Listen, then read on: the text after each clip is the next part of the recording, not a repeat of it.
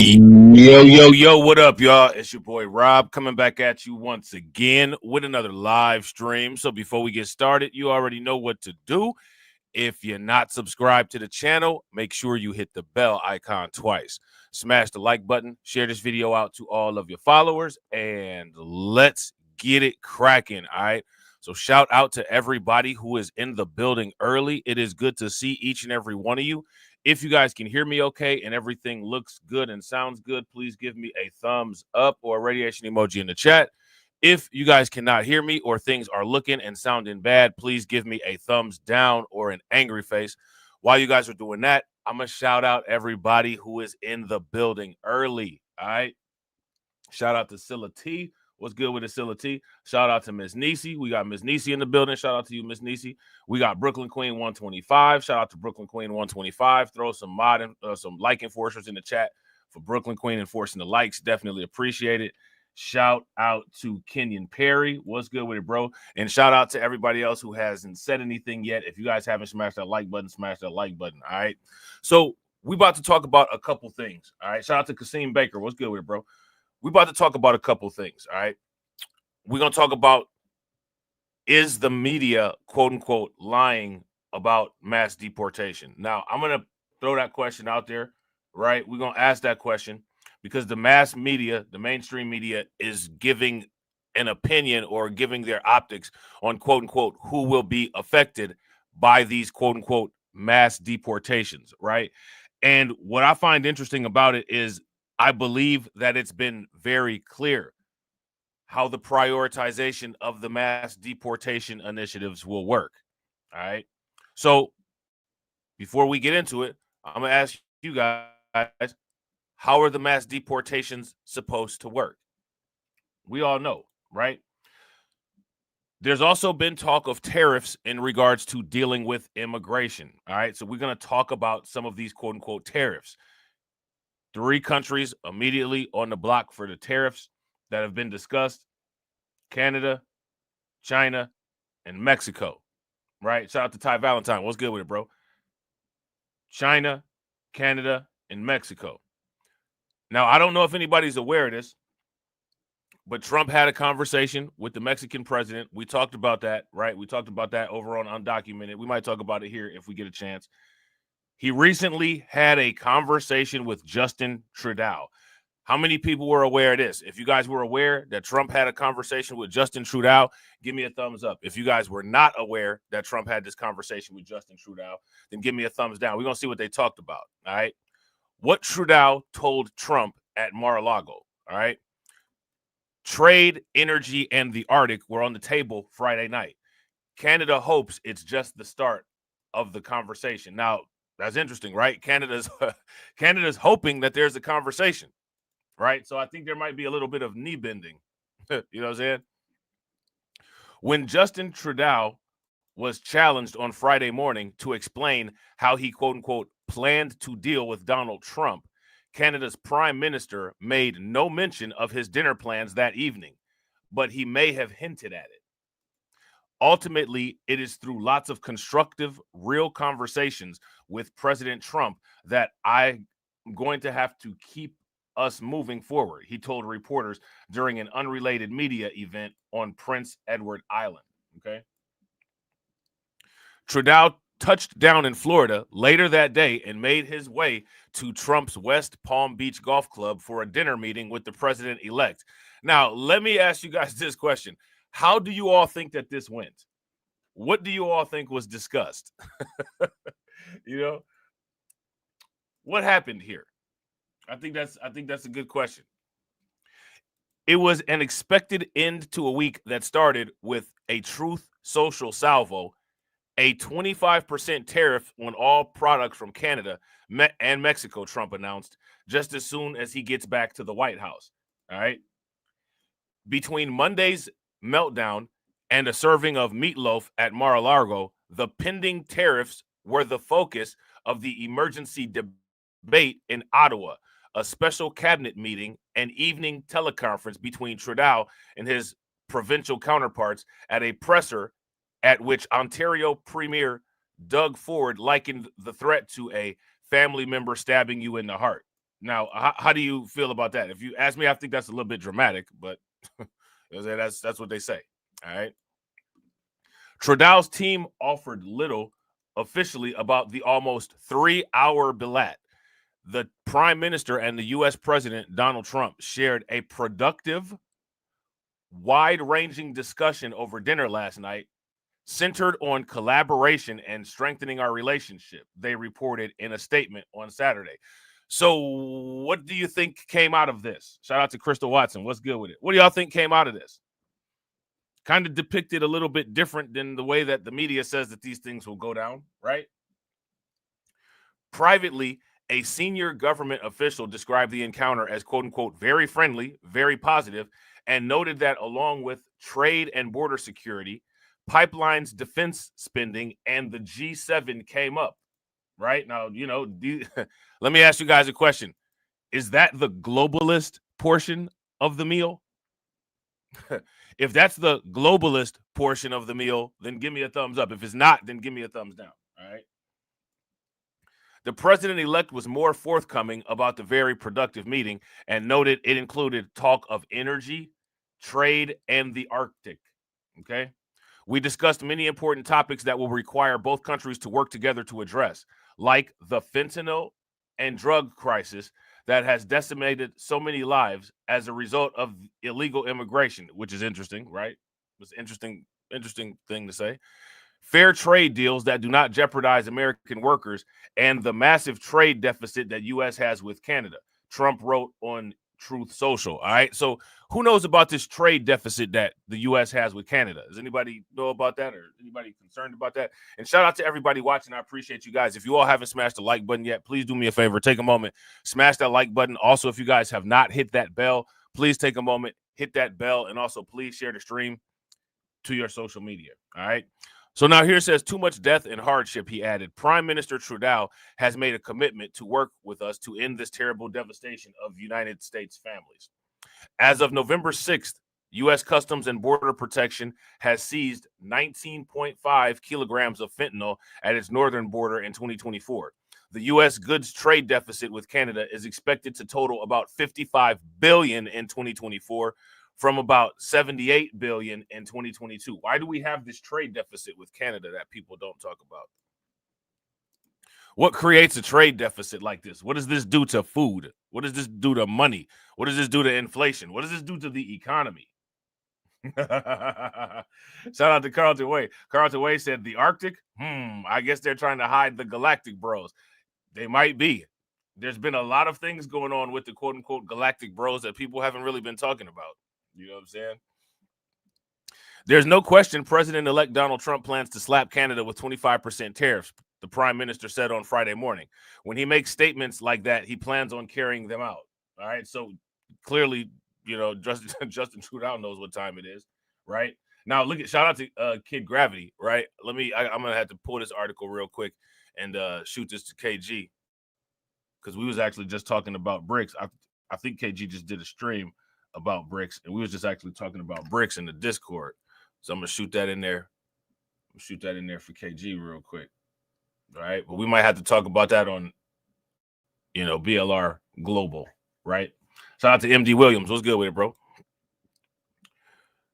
Trudeau and his team are eager to demonstrate to Canadians that they are best equipped to handle Trump 2.0. Their 3-term minority liberal government is way down in the polls, and an election is expected in the fall of 2025, if not before. Now, let me ask you guys this question. As far as quote-unquote North American geopolitics, yeah, Trudeau was definitely in blackface. Yep. Let's say that the liberal government that Canada has is voted out. Let's say that happens, and a conservative or a right-leaning government gets voted into Canada. Let me ask you guys this question. Does that improve or take away from the relationship between USA and Canada? Let me know what you guys think. Meanwhile, conservative leader Pierre Poilievre is more than 20 points ahead. He's been repeating for years that, quote-unquote, Canada is broken, and recently started to tout Canada first. So it looks like people are picking up on a formula that works. right? Learning curve present, right? Trump's border beefs inspired a Polar pile-on. Justin Trudeau broke the border, he said last week. We didn't have these problems before Justin Trudeau. Okay? During an emergency debate in Parliament, Deputy Conservative leader Melissa Lantsman reprimanded the Liberals for lacking access to Trump. Uh-oh. Uh-oh. Yeah, shout out to Carlton. If you guys agree with Carlton, it would improve the relationship between Canada and the United States. Give me a thumbs up. If you guys don't think that that would happen, then give me a thumbs down. Has anybody on that side of the house, anybody in the prime minister's office, or anybody anywhere else thought to continue the relationship with the president-elect's team since 2020, she asked. Has anybody thought to build relationships with members of the House, the U.S. House or the U.S. Senate, or with anybody of importance in Washington? Uh-oh, somebody's getting in trouble for not creating or maintaining networks. They're getting in trouble for not creating and maintaining networks. They're getting in trouble for not doing basic common sense stuff. Canada's envoy to D.C., Kristen Hillman, was part of the delegation at Mar-a-Lago on Friday. She has spent the past year traveling to the U.S. to remind anyone who take a meeting that the U.S. needs Canada. It's a point Trudeau planned to make with Trump directly. And I don't know if that point necessarily got made. I think the point that got made was, Trudeau, you need to do what we say or else. I think that's the point that got made, right?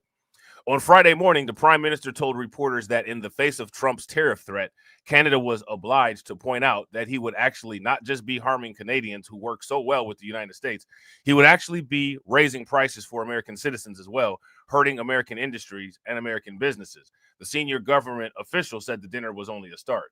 The trading relationship between Canada and the United States is one of the most important trading relationships in the world, and it can't get resolved in one dinner, the person said Saturday. Obviously, there's still more work to be done. Yeah, and I agree. But that's interesting, right? You know, they didn't really trash Trump or anything like that. Trudeau himself, for the most part,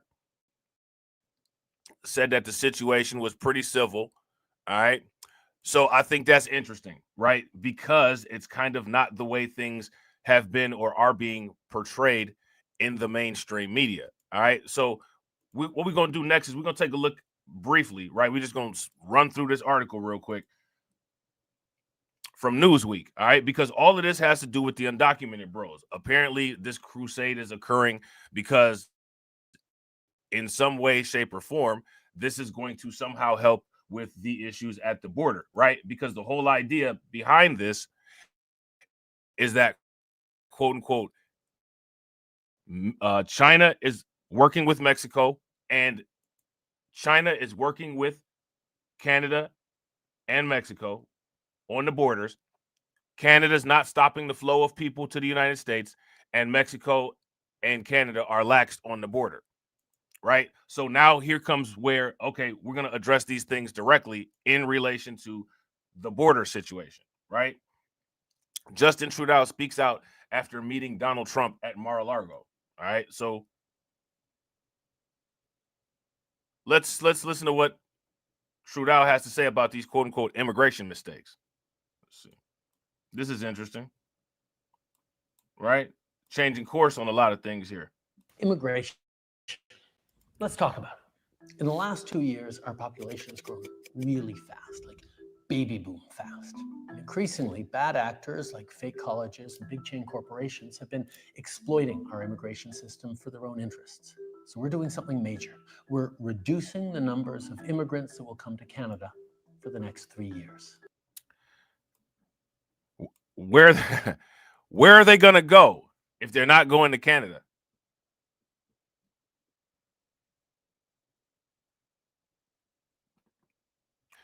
Now, mind you, right, we got to put this out there. Justin Trudeau is a liberal. He is a liberal Canadian politician. Right? Interestingly, though, he doesn't sound like our liberal politicians in regards to this. Why not? Why not? Immigration. Let's talk about it. In the last 2 years, our population has grown really fast, like baby boom fast. And increasingly, bad actors like fake colleges and big chain corporations have been exploiting our immigration system for their own interests. So we're doing something major. We're reducing the numbers of immigrants that will come to Canada for the next 3 years. Today, I'm going to let you in on what happened, where we made some mistakes, and why we're taking this big turn. Between the amount of people coming and going, we'll effectively pause population growth for the next 2 years. Then from 2027 onwards, it'll balance out and slowly start increasing again at a sustainable pace. In fact, that gets us back to the population growth path we were on before the pandemic. This pause is going to give our economy and our community. Let me ask you guys a question. Is this quote unquote population control?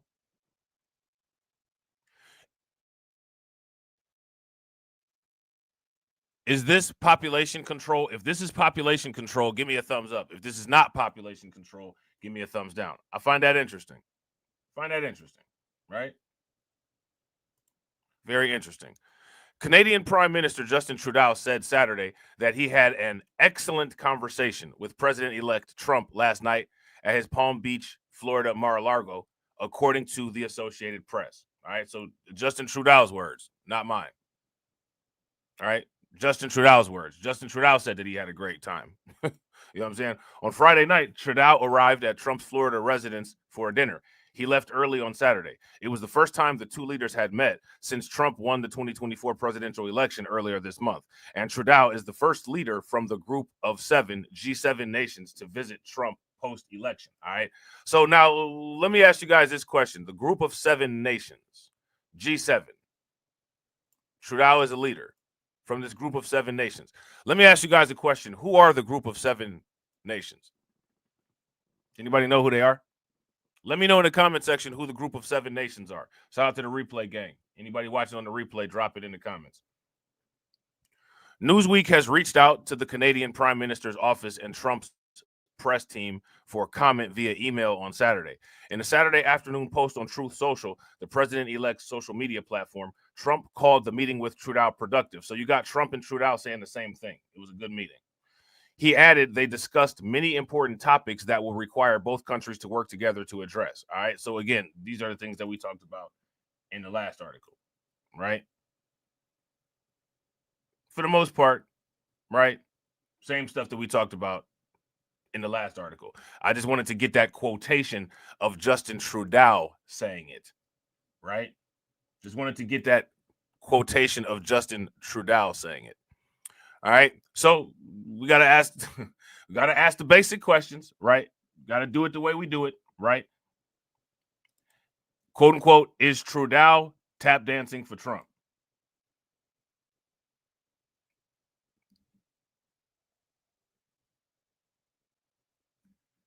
Let me know if Trudeau is tap dancing for Trump. Okay.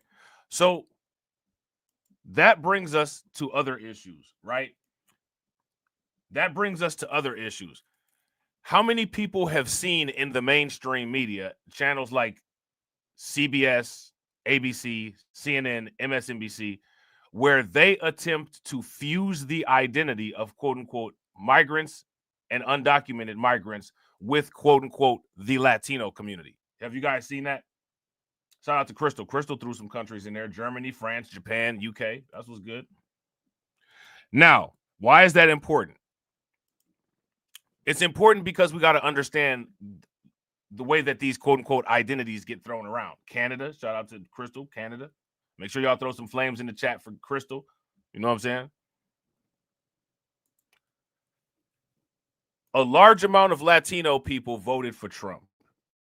So it kind of destroys that narrative of the quote unquote Latino people, quote unquote, being the undocumented monolith, because we know there's a large percentage of people who are undocumented who are Latino, but unlike other people, the undocumented bros are not a monolith. Would you guys, if you guys would agree, give me a thumbs up. If you guys would disagree, give me a thumbs down. Shout out to Carlton Way. I knew Carlton was on it. I knew Carlton would be on it. Carlton said, it's funny that the Canadian president is willing to sit down with Trump, but certain Democratic governors won't.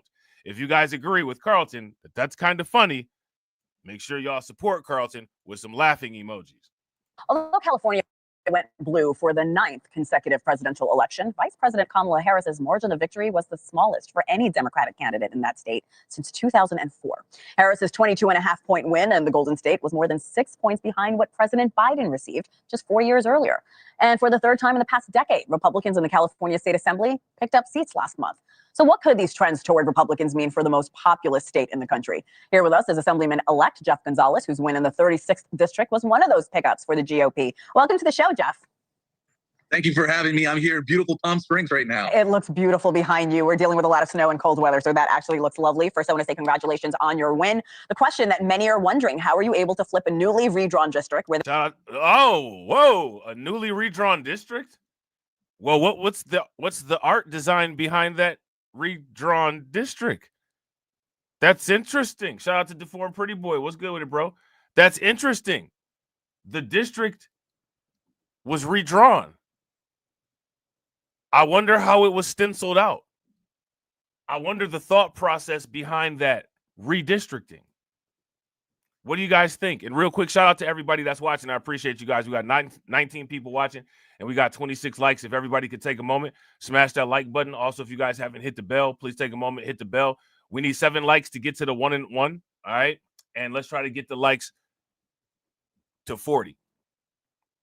There are nearly 40,000 more registered Democratic voters than Republicans, but you walked away the victor. How? Well, you know, one of the secret sauces that we like to say is you got to get on the ground. You got to talk to people. You got to get in. Yeah, shout out to Win Lose a Rug, bro. That's facts. That's facts. Shout out to Crew Reality. What's good with it, bro? Now, do this have anything to do with that whole quote unquote Nuri Martinez situation? And let me ask you guys this question: what is Karen Bass doing to protect districts that might have a vested interest in, I don't know, her? What do you guys think? See, we gotta talk about this. We gotta figure this out. We got to figure this out.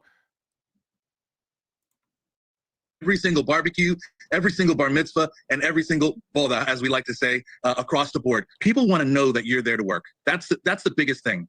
You think they weren't seeing that from Democrats this time around?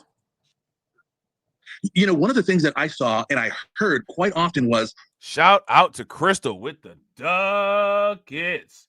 Definitely appreciate it. Funding the organization.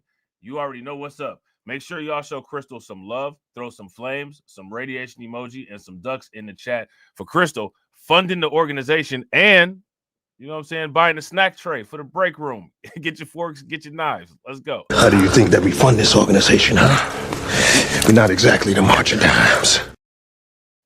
In Springfield. So don't push me, ain't Donald Trump trying to grab him by the... Said it was some Haitians somewhere out in Springfield. Women doing cartwheels. Have you seen Garfield? Have you seen Snowball? This about to snowball. I'm about to go off. I can't let this go on. Miss me like an airball. Tell me where my cat is, cough it up like a hairball. I gotta tell them if they even put the fingernail on Santa's little helper to turn them to hamburger helper. Somebody better help them, cause I'm going to jail for showing them fellas helter skelter. Usually I'm content, but if you touch my dog, then I'm turning into John Wick. I'm lit. Bird better drop it. If you touch my pet, then I'm pulling up like CrossFit. They said Hello Kitty, but it ain't there. It's right here in your city. When I turn my back, now the cat goes missing in the where my peoples is at. Does anybody know where he flipping at? Cause I heard they putting claws on felines, I'm mad. And my cat disappeared just like Felix the cat. And they got paid back. Thought she was a goner, but the cat came back. If you ain't a pussy cat, say drop that cat. Drop that cat. Drop that cat. Got paid back. Thought she was a goner, but the cat came back. If you ain't a pussy cat, say drop that cat. Drop that cat. Drop that cat. They're eating the dogs. They're eating the cats. Eat the cat. Drop that cat.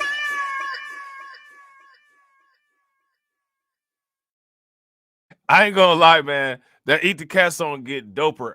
It get more dope every time you listen to it. It don't never get old. He did that on that song, man. I told y'all that's all that had to happen. You know what I'm saying? We really don't have to worry about working so hard because we have it made. And let me tell you something. they underestimated the voter. They underestimated the community. So I took that opportunity to work harder than my opponent, and so did others as well. And it showed. And we saw similar results in South Texas and other majority Hispanic counties across the country. What should we take away from these results as we look around the country, Jeff? One of the pieces that we saw is that Latinos are out there and they are voting and they want to get their community back. Now, this is interesting. Again, what do you guys think about this language? Do you hear what he's saying? Pay very close attention to the language. Pay very close attention to the language. Listen to what he said. We saw similar results in South Texas and other majority Hispanic counties across the country. What should we take away from these results as we look around the country, Jeff? One of the pieces that we saw is that Latinos are out there and they are voting and they want to get their community back. That's one of the biggest things. I know it's noisy right here, but one of the biggest. Now, what he said is that Latinos are voting and they quote unquote want to get their community back. Now, here's my question. Get their community back from who exactly?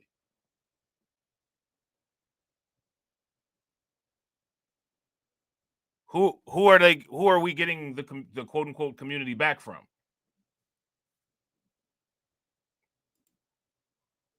Who took their community? I didn't know that their community was taken, but okay, that's what he said. They want the community back. Who had their community? What's he talking about?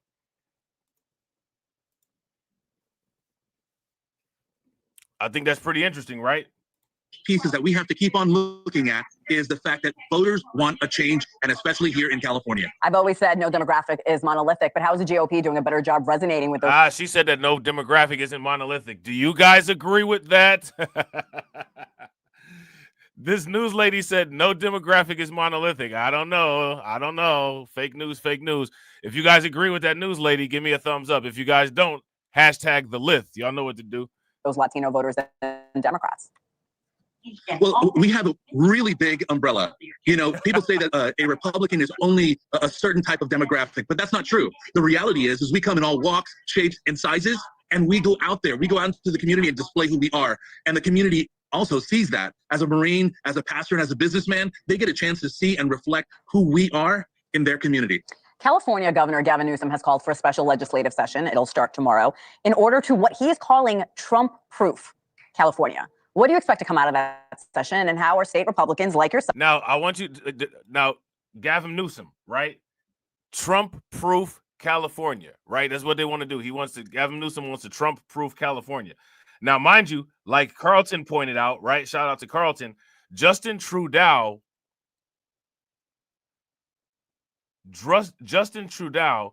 was willing to have a sit down with Trump. The Mexican president willing to have a phone conversation with Trump. Senators and governors here in the United States not even willing to cooperate with the man. How does that work? It doesn't make any sense to me. Pushing back on that notion. Look, I think it's a waste of money. It's a reality. Trump-proofing California. California, we're at the bottom of the list when it comes to education, high when it comes to crime, high when it comes to homelessness. What we have to do is be able to work together across the aisle and not try to Trump-proof or build another group. Californians want us to be working together, not Trump-proofing something that's not even real. So to me, when I hear those things about Trump-proofing and doing something in a special session, I think it's a waste of money. Let's move on to immigration. We know the Wall Street Journal is reporting local sheriffs are gearing up to help Trump carry out mass deportations. That's a quote from the article. So now we're getting into the quote unquote mass deportations part, right? So we need to now get into mass deportation gear. All right. Who will be the targets of the quote unquote mass deportations? Let me know who's going to be the targets of these things. All right. Because again, you know, if you listen to the mainstream media, Joy Reid and them will have you thinking that the little baby on the diapers box is going to be the target. But that's not what's being said. You know what I'm saying? Yeah, shout out to Deformed Pretty Boy. Newsom knows he's going to lose federal funding. Facts. Carlton says, I'm telling y'all, you do not want Newsom as president. He will make Biden look like an angel, and he'll make Justin Trudeau look hardcore like Trump. If you guys agree, give me a thumbs up. If you guys disagree, give me a thumbs down. Yeah, I would agree 110%. Tariffs and closing the border are also being proposed. Jeff, talk about the support from voters in your district on these specific measures that were so important to so many Americans when they headed to the poll in November. And of course, the challenges to enforce them. Part of my district is a place called Calexico. It's right on the border of Mexico and California, the United States. And what I get a chance to see and hear from all sides of the aisles, Democrats, Republicans, and by the way, independents as well, is they like to talk about, look, we want people to come to our country, but there are people coming in that are not safe. They're human trafficking, drugs, fentanyl. Fentanyl is through the roof. We want safe communities. And when I go down to places like Calexico, they want to take their community back and they want a safer community. So when this mass deportation that everyone is talking about is taking place, we're looking at the criminals. That's first. The criminals need to. Now,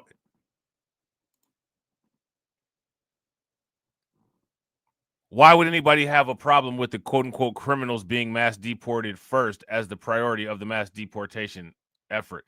Literally, if you ask me, it's been clear since the beginning of this thing that what they're saying is that the focus is solely on criminals. Now, they're not saying that other people aren't going to get in trouble, but they're not actively pursuing other people at this time right now. The first priority is the criminals. Can we all agree on that? So now, why is the mainstream media saying something different? You know what I'm saying? Why are they saying different stuff? Go back home. Thanks for watching. Go to joinnn. All right, so there's that. All right, so part one. All right, so now there's a border official who's come out and made the statement that it's actually cheaper, right, to remove undocumented immigrants than keep them in the United States. All right. If you guys would agree, then give me a thumbs up. If you guys would disagree, then give me a thumbs down. Because another talking point that the mainstream media has been saying, and another talking point that the mainstream media has been using, is that these quote unquote mass deportations will create a wild storm of taxpayer dollar increases. I don't know how it could be possibly wilder than the taxpayer dollar increases that are being used to fund the migrant crisis, but that's what they're saying.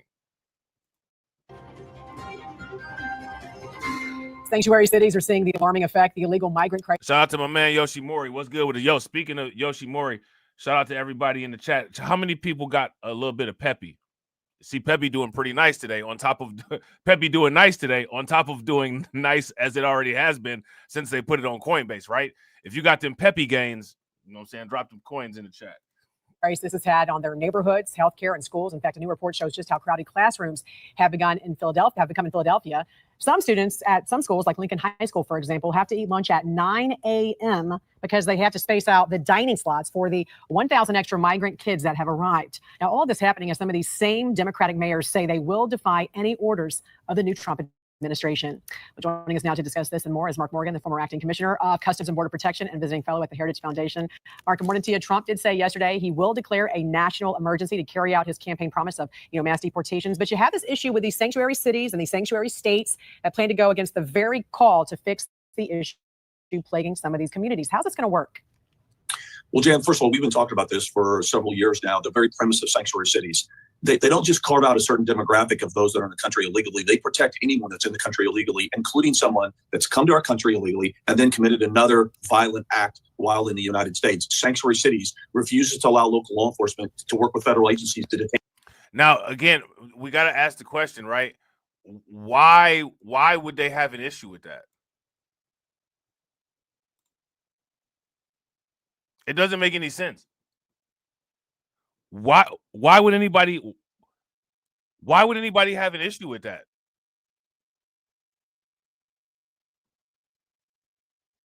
Somebody make it make sense. It makes absolutely no sense whatsoever. And remove that individual. It's absurd. It's illogical. How is that legal? Can Congress create legislation to ban a sanctuary city or state? Yes, they can. And I hope that's one thing that the Republican-led House and Senate does. Yeah, shout out to Deformed Pretty Boy. Deformed Pretty Boy says they are building the first mag rail train in America from San Francisco to LA in 2 hours, and they are basically ripping up LA. Yeah, and we actually talked about that. I think they had an article in the Mercury Times, and we briefly touched on that in a live stream somewhere, right? Yeah, they're doing that. And the shout out to Deformed Pretty Boy again. You have to think the Olympics are coming to the LA, so he has 4 years to clean up the state. If you have been to the Olympics, you know how much revenue that can bring. And remember, they tried to kind of do the same type of real quick cleanup job in Chicago in order to get Chicago looking halfway decent for the DNC to bring in the revenue from that. You guys remember that?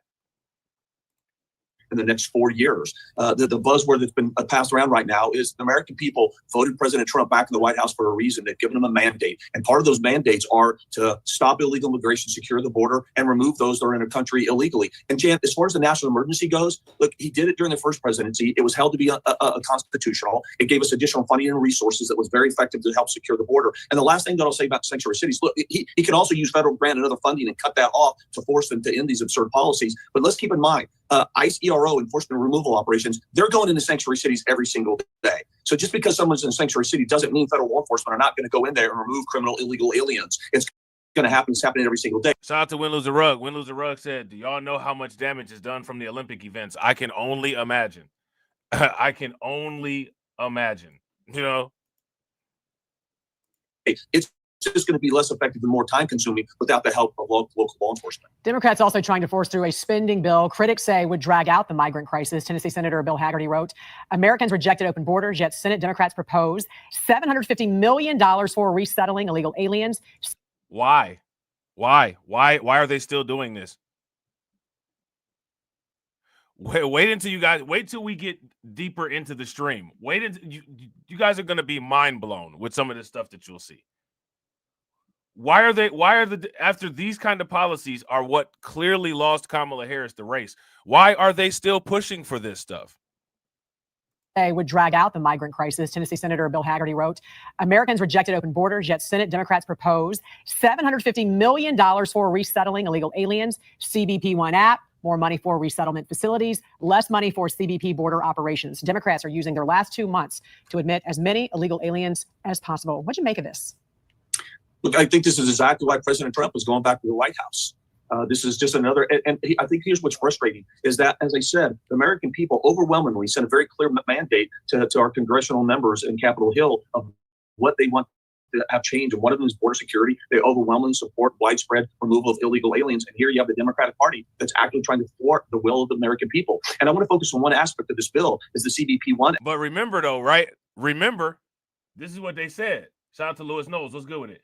If you don't support the Democrats, then you ain't black. You ain't black. You ain't black.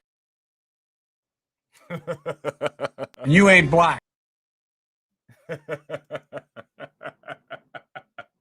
That's what they said. If you don't support this nonsense, you ain't black.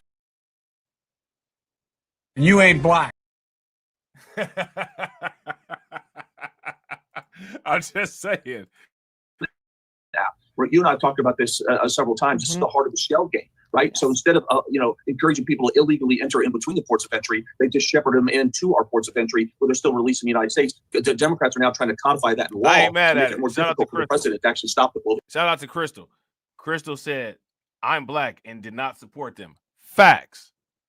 If you guys are with Crystal, throw some flames in the chat. Facts.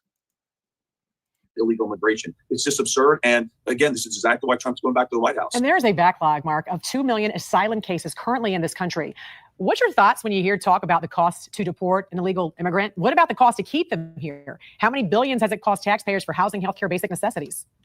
Yeah, Jan, look, this is why I love talking to you. It's just common sense. The chairman of the House Homeland Security Committee, Mark Green, while during his impeachment process first. Shout out to my man KO Kid Fit. Yo, you see North Korea got your boy Johnny Somali up out of there. Alejandro Mayorkas saw that, look, the last 4 years, illegal immigration has cost taxpayers $500 billion. So regardless of what the numbers it is to remove people who have been floating around, it's still a net win. It's going to be cheaper to remove people than keep people in the country illegally. And the last thing that I'll say is, what's the cost to our nation's safety and national security? I wonder if the mother and father and family of Laken Riley is worried about the cost, because had they done the right thing, had we secured our borders, had we not had sanctuary cities, their daughter, Laken Riley, the 22-year-old nursing student in Georgia, would still be alive today. So there's that. All right. So there's that. All right. So next, what we're going to do is we're going to talk about what's going on in New York City. All right. Now, do you guys remember a couple, I think it was about a month or two ago, we did a live stream, and one of those live streams that we did, we talked about Mayor Eric Adams, right? And what Mayor Eric Adams, hold on real quick. What Mayor Eric Adams said was that, quote unquote, far left policies are what put Trump in the White House, right? Because people were tired of the far left stuff, right?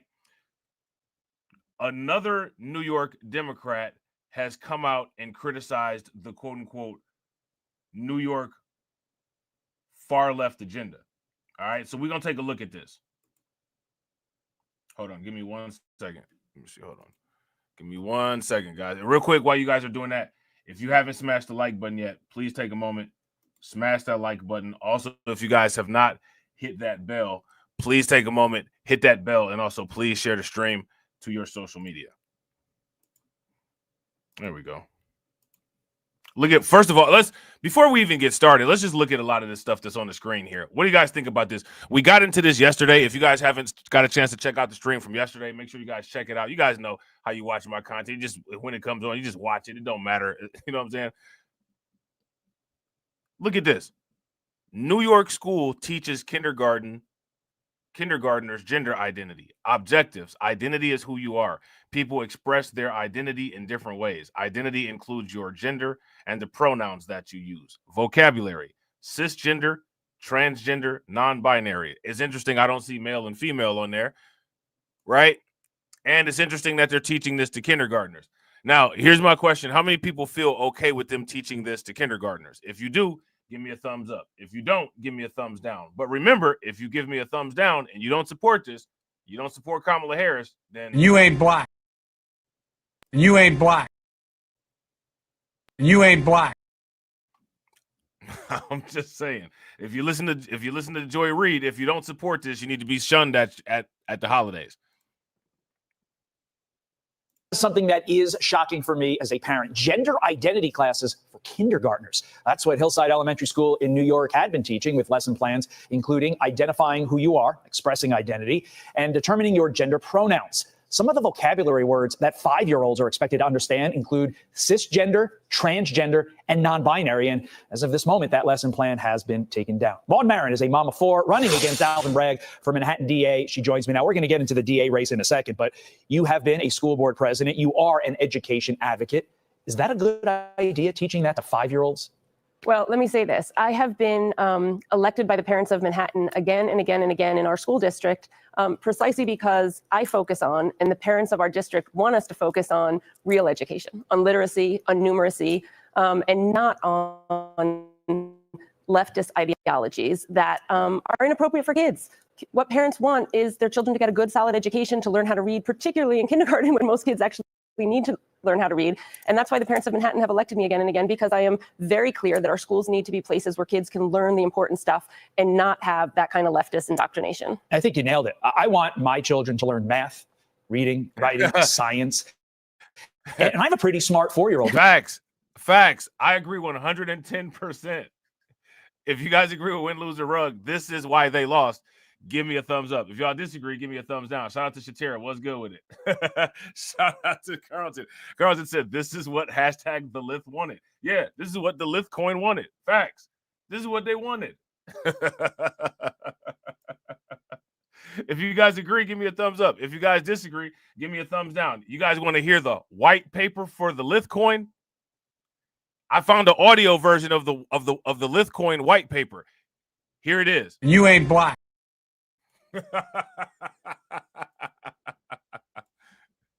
Who's going to be 5-year-old soon. And I don't think in any world I could explain cisgender, all these different concepts to her without confusing her. And I think that's the issue. Better word. Reach out to the district. Here's what the superintendent wrote. Quote, we will be reviewing future lesson plans over the next couple of months with updates to the Board of Education, providing ample opportunity for Hastings community feedback before any lesson plans are taught in the classroom.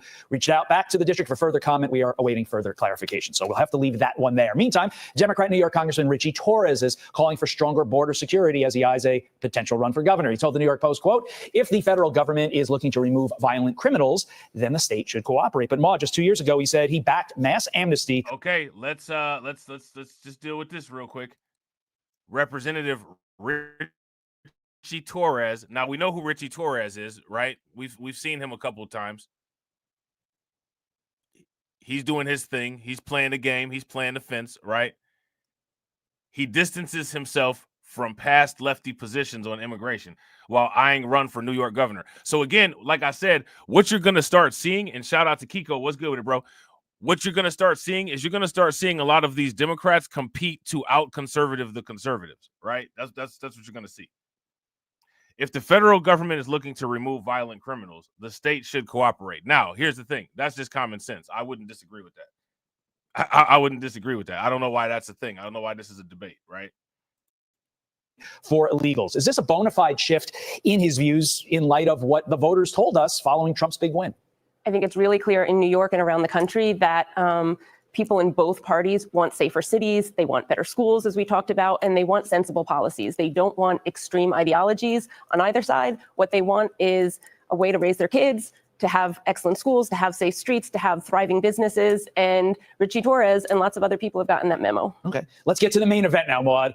The migrant crisis. Will it, along with disorder on the streets, cost Manhattan DA Alvin Bragg the election? It's something that you're hoping to facilitate because you want to win that seat. So has this city reached its tipping point where enough voters are saying, look, we are so fed up with Alvin Bragg's soft on crimes policy that we will elect a Republican in a deep blue city like this?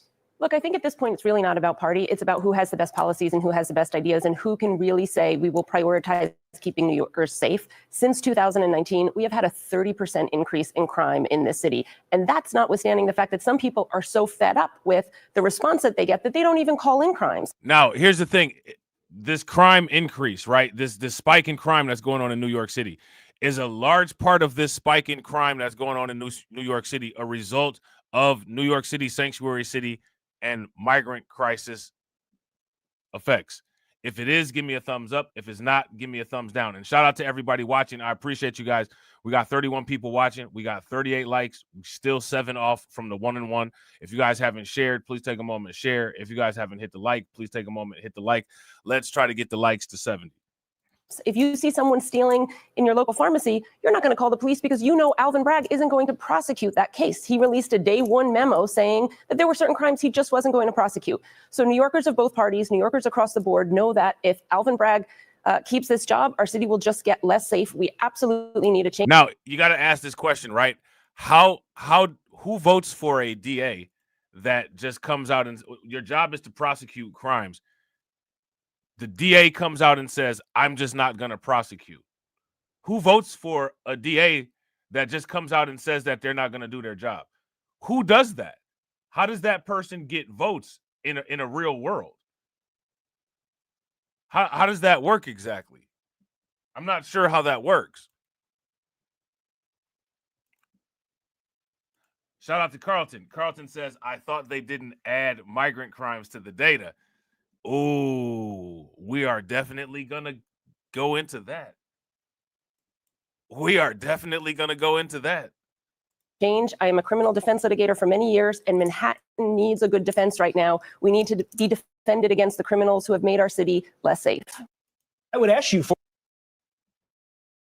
a point-by-point approach to what your plan would be, but I think I can make it as simple for the audience as possible. If somebody commits a crime, you're going to prosecute them, right? Is it that simple? It really is that simple. We need to prosecute crime. We need to support the law enforcement that we have in the city to do the job they can do. And we need to build a society where you can walk into a pharmacy and pick something off the shelf because our rules are designed to protect the law abiders, not the law breakers. Maud Marin, her campaign pitch is if you elect me to be DA, I will actually do the job of being a DA as opposed to what Alvin Bragg is doing. We thank you. We're going to be monitoring this race. We've got about a year. It's going to be interesting. Maud Marin, thank you. Thanks, Tom. So we definitely going to keep track of this. We're going to keep track of Alvin Bragg and see what ends up happening to him. Now, my question for you all is, do you think Alvin Bragg will be DA next term? Or do you guys think that he's going to ultimately lose? I don't know if the future is going to be looking too bright for Alvin Bragg. I don't think so. You know what I'm saying? I don't think he's going to win. I think it's going to look pretty bad for him. You know what I'm saying? But we'll see. We'll definitely be keeping an eye on it, right? So let's check this out real quick. A New York City Democrat councilman is calling on city and state leaders to ditch sanctuary policies. Yep, a Democrat. He writes in a letter, the policies, quote, not only violate federal law, but also put New Yorkers in harm's way. Democratic New York City council member Robert Holden joins us now. Robert, thanks on behalf of New Yorker for speaking up. And you've said this before. Do you feel as though people are going to listen after this election? Well, they better, because I love Tom Homan, the new border czar, who came last week on Fox and said, you know, we're going to hold these mayors and governors accountable.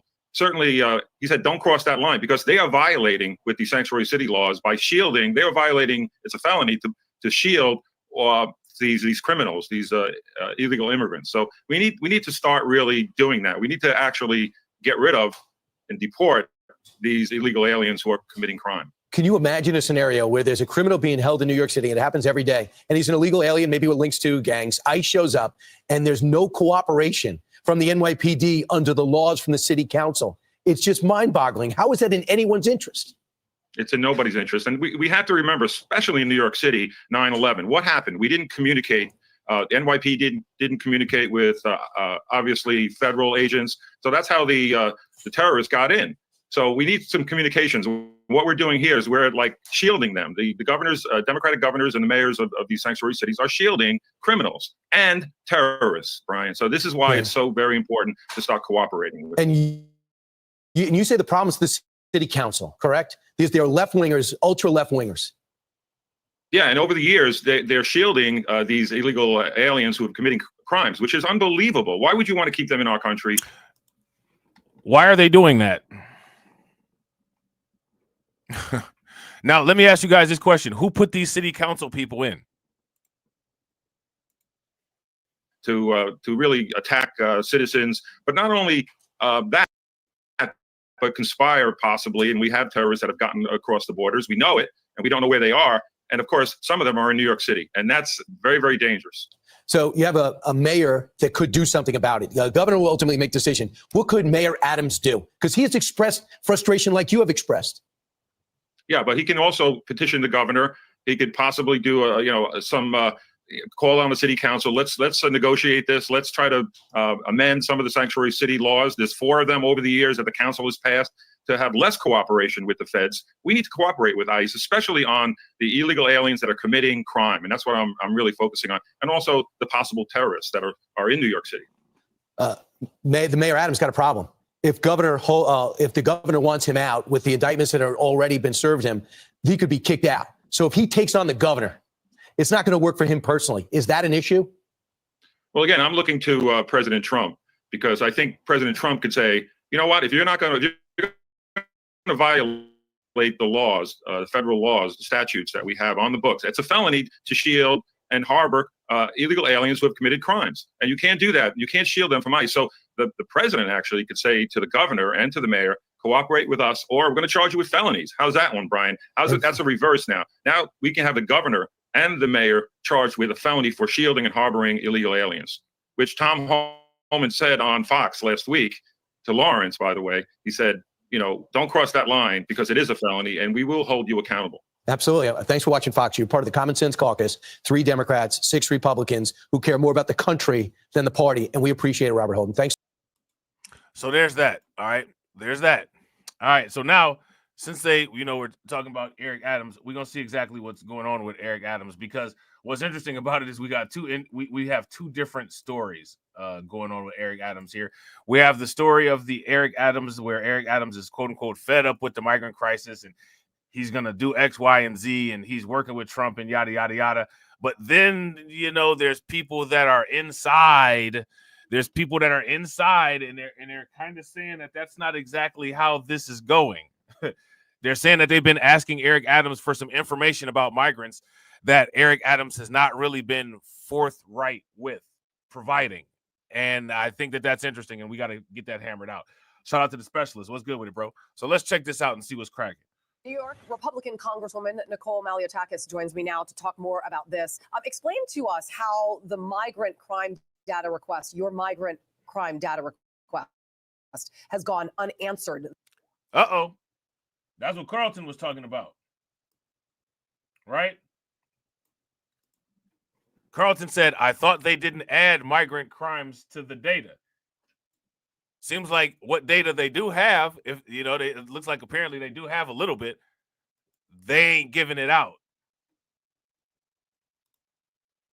The Republican Congresswoman Nicole Maliotakis joins me now to talk more about this. Explain to us how the migrant crime data request, your migrant crime data request, has gone unanswered thus far by the NYPD. Yeah, I've been trying to get this information from the Adams administration since October of last year, and we've had to go to a Freedom of Information law request, and they've postponed it now 3 times. Now, if you really want to cooperate with this kind of stuff, and you really want to get these quote unquote illegal and undocumented migrants, if you really want to get this situation taken care of, why haven't they given up the information? Why is it taking so long why is it taking so long for them to give the information up? Refusing to disclose to the public the arrests of migrants at these shelters who committed crimes. We know as of last year, it was about 1,200 arrests that were made, and that has certainly skyrocketed because almost every day you're reading about a crime committed, whether it's robbery or a more heinous crime like rape or even stabbings and murders that have been committed here in the city. So we want the Adams administration to be transparent. Let us know, let the public know the damage you have done by forcing taxpayers to fund these shelters so individuals who are members of gangs and other criminals can wreak havoc on our city. I want to take a look at some headlines, some crime headlines, migrant crime headlines that people really need to read and see to believe. Newsweek, okay, and I quote, notorious Venezuelan gang targeting kids with recruitment drive in New York City. New York Post, Venezuelan migrant with ties to Tren to Aragua grins after being arrested in lewd robbery of New York City protester. Can we put that picture up on the screen and take a look at this piece of garbage? Let's put it up, please. This person is clearly proud of the fact that he is beating the system. He's taking advantage of the system. The system has allowed immigrants like this, criminals, into this country repeatedly. And at this point, we're a laughing stock. It's a joke. It's an actual joke. We are a joke. What is going to change under the Trump administration, do you believe, to turn this around? Well, first of all, the current Biden-Harris policy is that Customs and Border Protection have to release these individuals into our interior. So many of these people that have been arrested were caught at the border. But Biden and his administration forced CBP to let them go. Now, let me ask you guys this question. Shout out to the Lith, right? Shout out to the Lith. Make sure y'all throw the Lith in the chat. Hashtag the Lith. We got to ask the Lith, right? We've got to ask the Lith. How does voting for stuff like this help? Yeah. Shout out to Brooklyn Queen. Right. A gang job fair only in America. Yeah. A gangbang job fair. It doesn't make any sense. But we got to ask the Lith. Hey, Lith, how does this help anything? Why did you vote for this? This do not make any sense. It don't make any sense. Why would the Lith vote for this? And then how does the Lith come to the conclusion that if you don't support this, you ain't black. You ain't black. It doesn't make any sense, man. And so they've lied to Americans when they say these individuals were vetted. Number two, President Trump has made very clear he's going to shut down this border. He's going to put our national security first. So no more unvetted individuals are coming into our interior. And he's using every tool in the toolbox that he has to New York State of Mind. What's good with it, bro? Countries cooperate with us. And it should go beyond that. We should be using our leverage and trade policy and trade preference policies with other countries who are allowing this type of activity. Nicaragua is a perfect example, profiting off individuals coming through their country to make their way to the southern border by charging them a fee. So I commend President Trump for saying on day one, he's already started to put the pieces in place to go after the drug cartels, to stop this human trafficking. And then let's find those 300,000 children that we don't know where they are, most likely in some type of sex trafficking. We got to do a sound check real quick. If you guys can hear, give me a thumbs up. If you guys cannot hear, then give me a thumbs down. And yeah, shout out to Win, Lose, or Rug. Lith is anti-black. Bro, facts. I agree 100%. I agree 110%.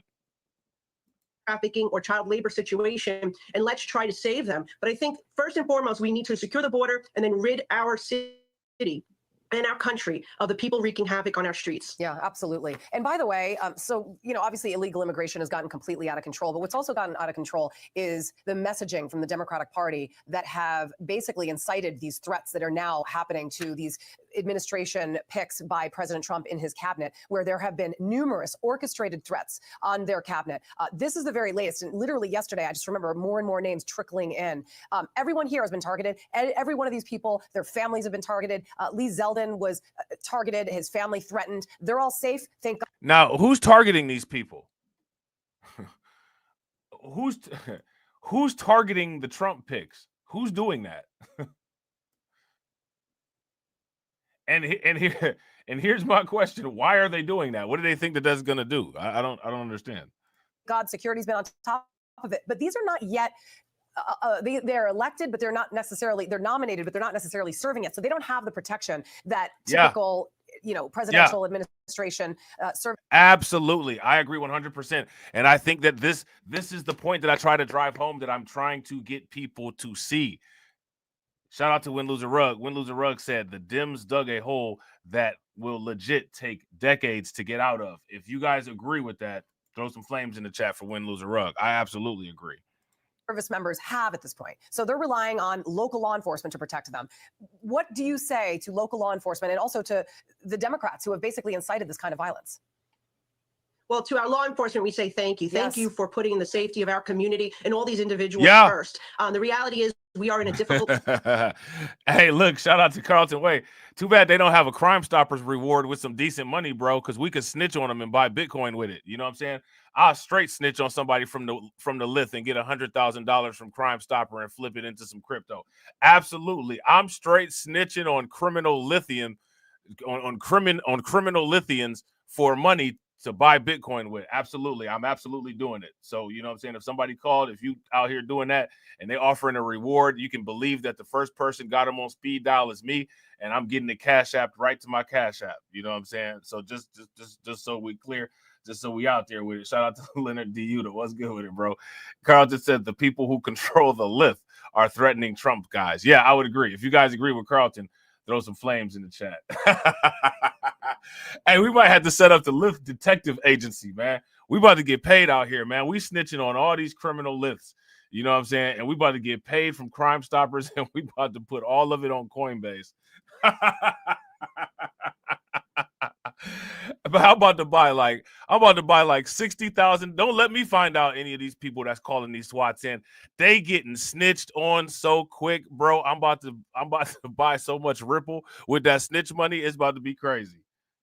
Time in this country, and we can never allow the violence, the political violence, and the tactics that are used in other countries where so many immigrants that are here now have fled to escape. That can never happen here in the United States. And so I have confidence that the Trump administration will come in and make sure our law enforcement is putting the safety of our government officials first and foremost, and more importantly, finding these individuals that are behind these threats and making the arrests to get them off the street so they can't commit any type of crimes. I thank my colleagues for serving, and it's always very difficult to have these types of threats, and I wish them and their families well. But you know what? They are willing to put everything at stake to serve this country and make sure it is corrected and put on the right path. Thank you for the work you do as well. Nicole Maliotakis, appreciate you having time on your Thanksgiving to come talk to us about this very important matter. Thank you very much. Happy. All right, so there's that. All right. So next, what we about to do, I was actually, we might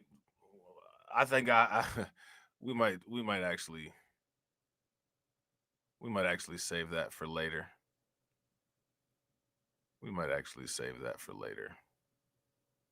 So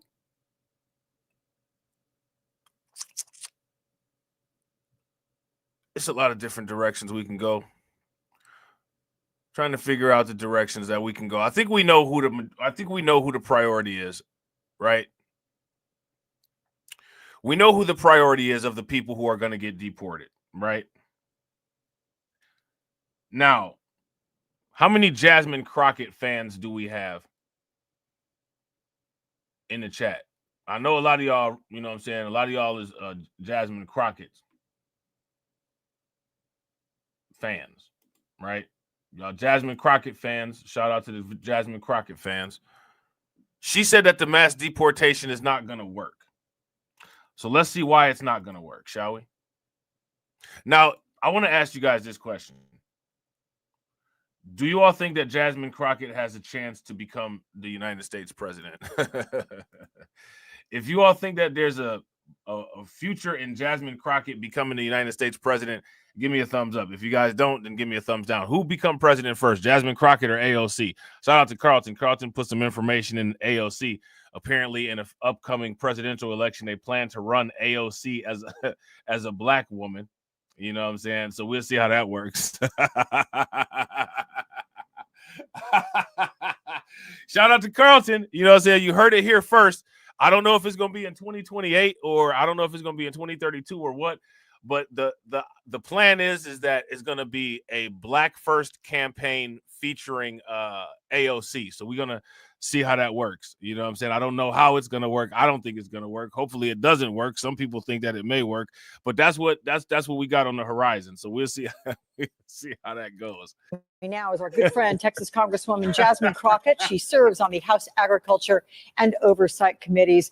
Welcome. I'm glad to have you. I hope you had a great Thanksgiving. But let's talk about what you're hearing about how this plan appears to be coming together in your home state. Do you have a sense of what it's going to look like? If it looks anything like Operation Lone Star, then it will look like the ultimate failure.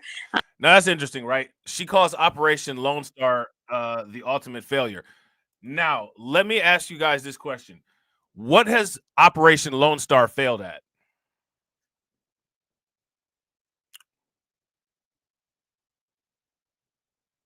Can anybody tell me exactly where Operation Lone Star has failed? Can anybody tell me exactly what Operation Lone Star has failed at? That's what I'm curious about. Somebody let me know. As someone who was serving in the Texas House when our governor pushed forward with Operation Lone Star, Operation Lone Star was something that just cost Texans so much money because the governor decided that he was going to become the mass deporter of some sorts. And ultimately it led to us ended up having issues as it relates to food getting into our state and so many other things. And so we know that it cost us more. How come MSNBC didn't report on any of this issue with quote unquote food getting into the state?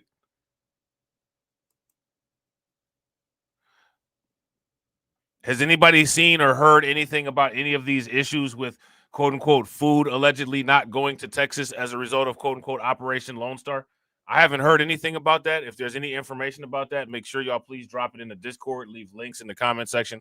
We definitely will cover it. I just haven't heard anything about it, and I've been covering Operation Lone Star for years. Just saying. From local Houston outlets, the Texas Tribune, the Houston Chronicle, Fox 26, Texas. So yeah, like I haven't heard any of this, but okay. Then we ended up getting out of it. So I don't really expect to see anything more than more failure out of our governor teaming up with Trump. So Trump's former acting director of ICE and now his pick for border czar, Tom Homan, he was ramping up the rhetoric this week. Here's a little bit of that. Take a listen. Let me be clear. There is going to be a mass deportation. We're not waiting till January. We're already talking. We're already planning. We're going to put a plan in place and secure this nation at the highest level it's ever seen. It's a felony to knowingly harbor and conceal an illegal alien from immigration authorities. Don't test us. Okay, a couple things there. First of all, what does he say what does he mean rather when he says we're not waiting until January? That is only relative to discussions, right? And then to whom is he directing this message? Yeah, I have no idea. I mean, to those that are uneducated, right? Like, because for him to say to those that are uneducated, which is interesting, right? Because those who claim to be educated are sitting here saying that it's not the criminals who are going to be the targets of the mass deportation.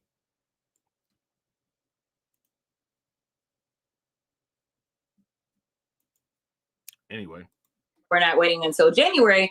As you and I both know, we know that there is an administration that is already in place. And until January 20th, there is nothing that the new administration can do, number one. Number two, we still have to figure out exactly how much authority a quote unquote border czar should be given before, there is a requirement that the Senate actually do some sort of confirmation. And so, you know, with him going around threatening to arrest people and things like that, that's not something that we normally see coming out of, quote unquote, a border czar or anyone that is really in this position. That is something that the Department of Justice normally carries out. And so, you know, we don't even know if Trump is going to go forward with his current nominee for Attorney General. Like, we have no idea. But I think that the fact that he's not laying out exactly how this is going to play out tells us everything that we need to know.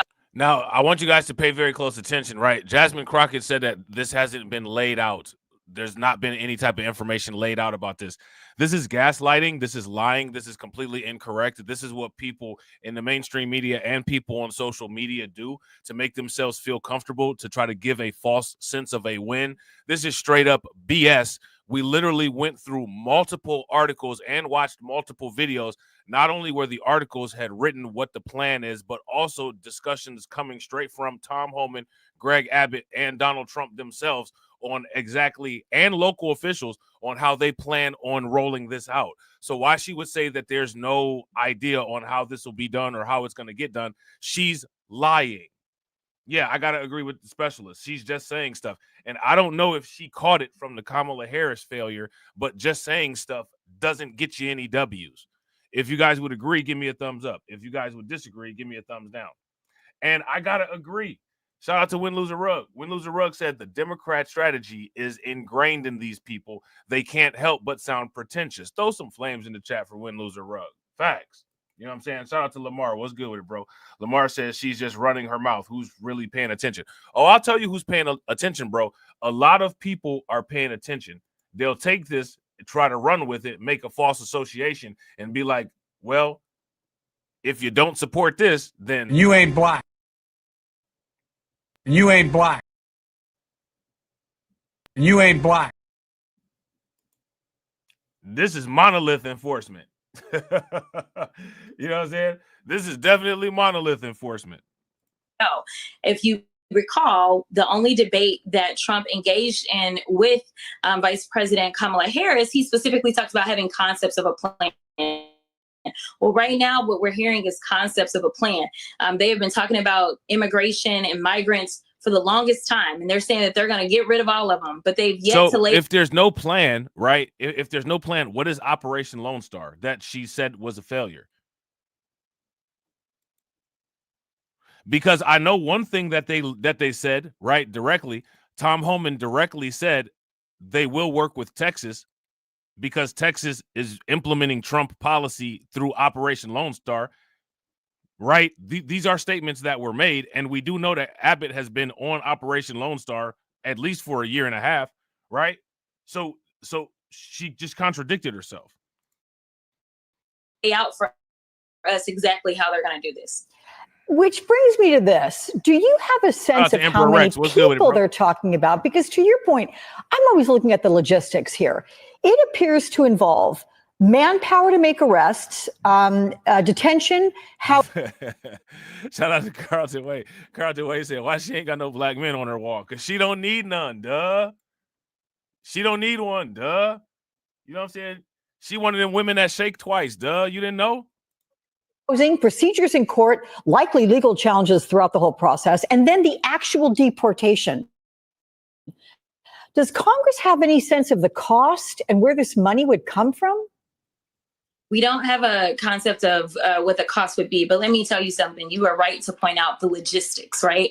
Like, it's great to be on the campaign trail and just say, I'm going to kick everybody out and get people to hold up signs saying, deport them now, right? But in reality, it doesn't look that way. You know, the estimates right now are that in the state of Texas alone, we have approximately 1.6 million undocumented folk. That's just... Shout out to everybody that's watching. I really appreciate you guys. If you all have not smashed that like button yet, please do me a favor, take a moment, smash that like button. Also, if you guys have not hit the bell, please take a moment, hit the bell. We got 35 people watching. I appreciate you guys. We got 47 likes. We 12 away from the one-on-one. If you guys haven't shared the stream, take a moment and share the stream. Let's try to get to that one-on-one, and let's try to get the likes to 80. in the state of Texas. Now you start to expand that out and try to figure out what are the numbers, right? And you start to figure out what does this look like for, say, our foster system, because you have children that may end up in situations where now they are going to enter the foster system, a foster system that is already not really doing all that it should be doing. Are these kids committing crimes? Because remember, it's going to be the criminals that get targeted first. So are the babies out here committing crimes? Are there 3-year-old members of Trinidad Aragua that really should be on the lookout because they might end up in a foster home? How do you just how do you just get on the news and quote unquote daintily lie? Right. We also know that we still have so many judges that have not been confirmed because we have blue slips and we have senators that are blocking the confirmation of judges. And so when we're looking at things like this, no, you don't just go and round somebody up and kick them out. There is a process, right?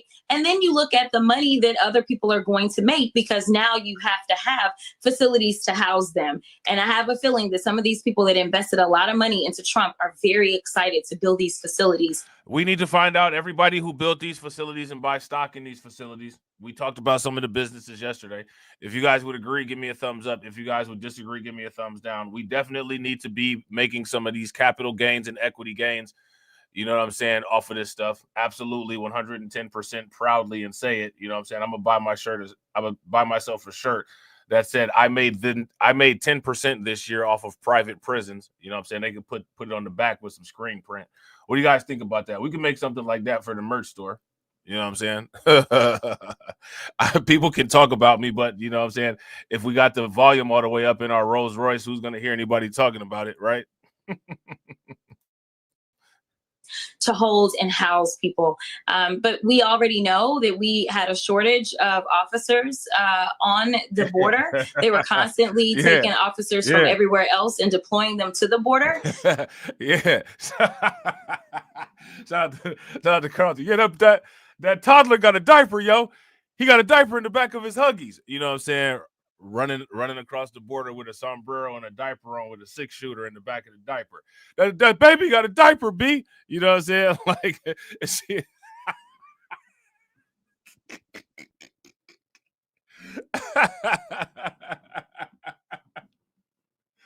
you can't make it up. Shout out to We'd Lose a Rug. We'd Lose a Rug said living in Cali, that would start too many combos. Bro, it'll be where you get that shirt at, bro? You know what I'm saying? Why you wearing that shirt, cuz? You know what I'm saying? I'll be like, hey, my shirts say the same thing that your Jordans say. My bad. You know what I'm saying? I'm sorry. You know what I'm saying? I just like the shirt better. I like Michael Jordan as a player. Never been a fan of the shoes, but my shirt saying the same thing your shoes is. My bad. You know what I'm saying? I'm sorry. I like shirts. You like footwear. You know what I'm saying? Don't hurt me, man. Don't hurt me. You know what I'm saying? So now you're going to need even more officers. And we still haven't talked about increasing our technology to do the things that they claim that they're doing, which is to try to keep the bad folk out, try to keep the drugs out, try to keep the guns out. And they've yet to talk about the technology that it would take to actually get that done. Well, actually, they have talked about the technology that gets that done. We talked about those AI systems and surveillance systems that they use. We literally just talked about that with the article from Associated Press yesterday. And these technologies that they're using were technologies that were put in place under whose administration? What administration put those technologies in place that we talked about yesterday? Let me know. Tom Homan, he engaged in a public back and forth with Mike Johnston.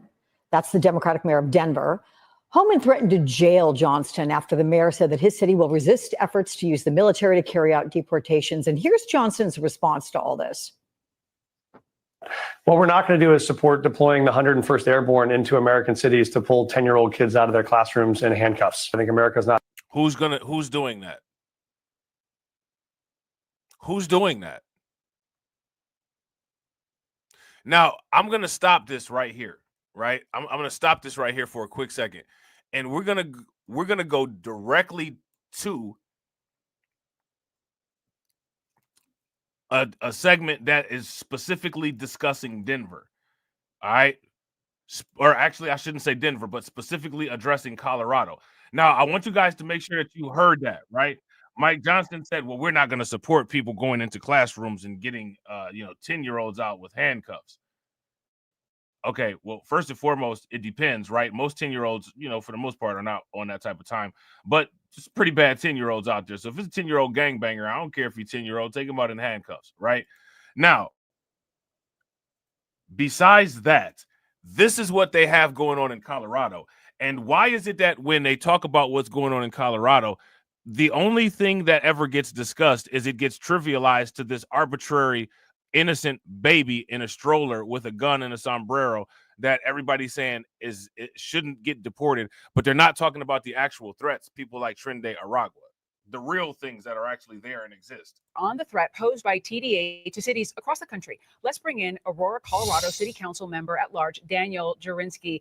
Councilwoman Jurinsky, it's so good to talk to you today. And I have to tell you, I'm talking to you from our studio in Denver. I live in the city. And when you first sounded the alarm on this, when you started talking about this in the summer, you were vilified by local media, by state and local officials. And here we are. And I just want to give you a chance to just express your thoughts on this. Yeah, thank you so much. Vindication is always a good day, right? But despite everything they threw at me, despite the name calling, the governor personally coming after me, saying that this is all a feature of my imagination, the smear stories, the personal attacks, turns out that these are confirmed gang members of Trende Aragua, and 2 of the 6 have been arrested out of that viral video. But I'm going to tell you right now, the other 4 will be arrested. Tom Homan is going to find them, and you're going to find out that they are Trende Aragua as well. And I stand by what I've said from the very beginning of all of this.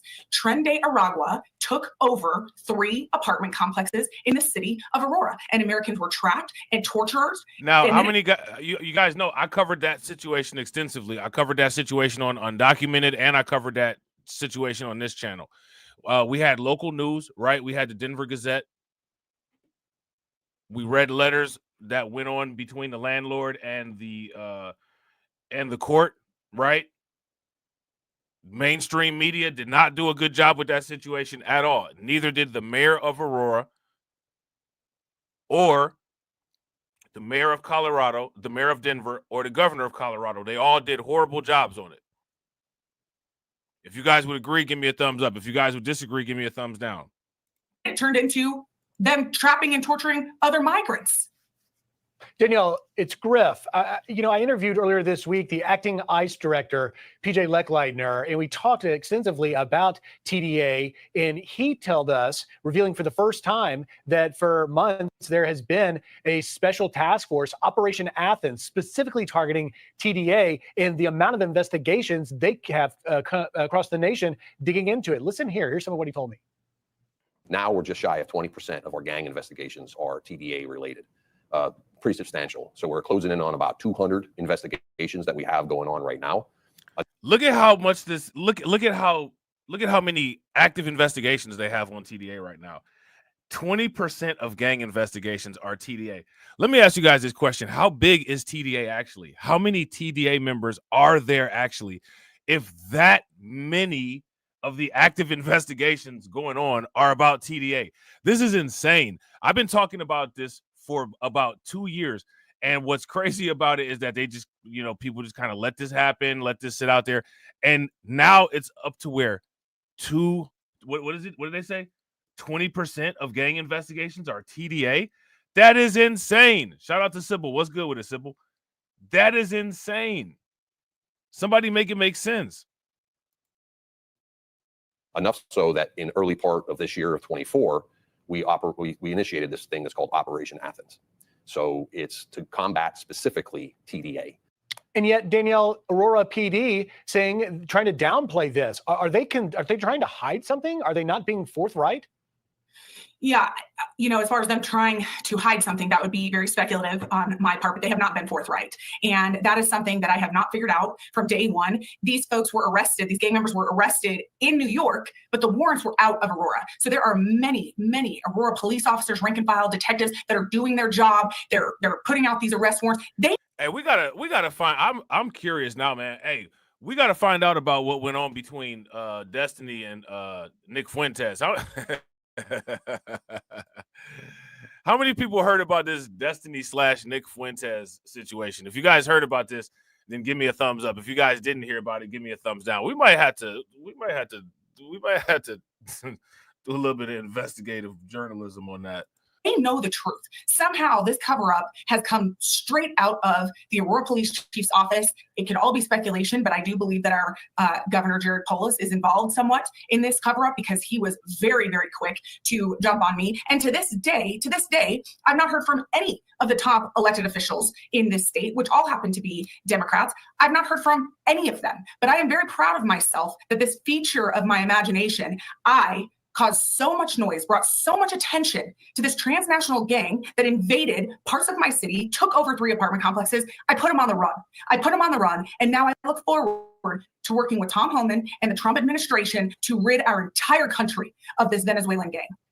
And Danielle, can you tell us, we know you've been in contact with the Trump administration going forward with this mass deportation effort that's planned. What is it that you understand that Americans will see happening?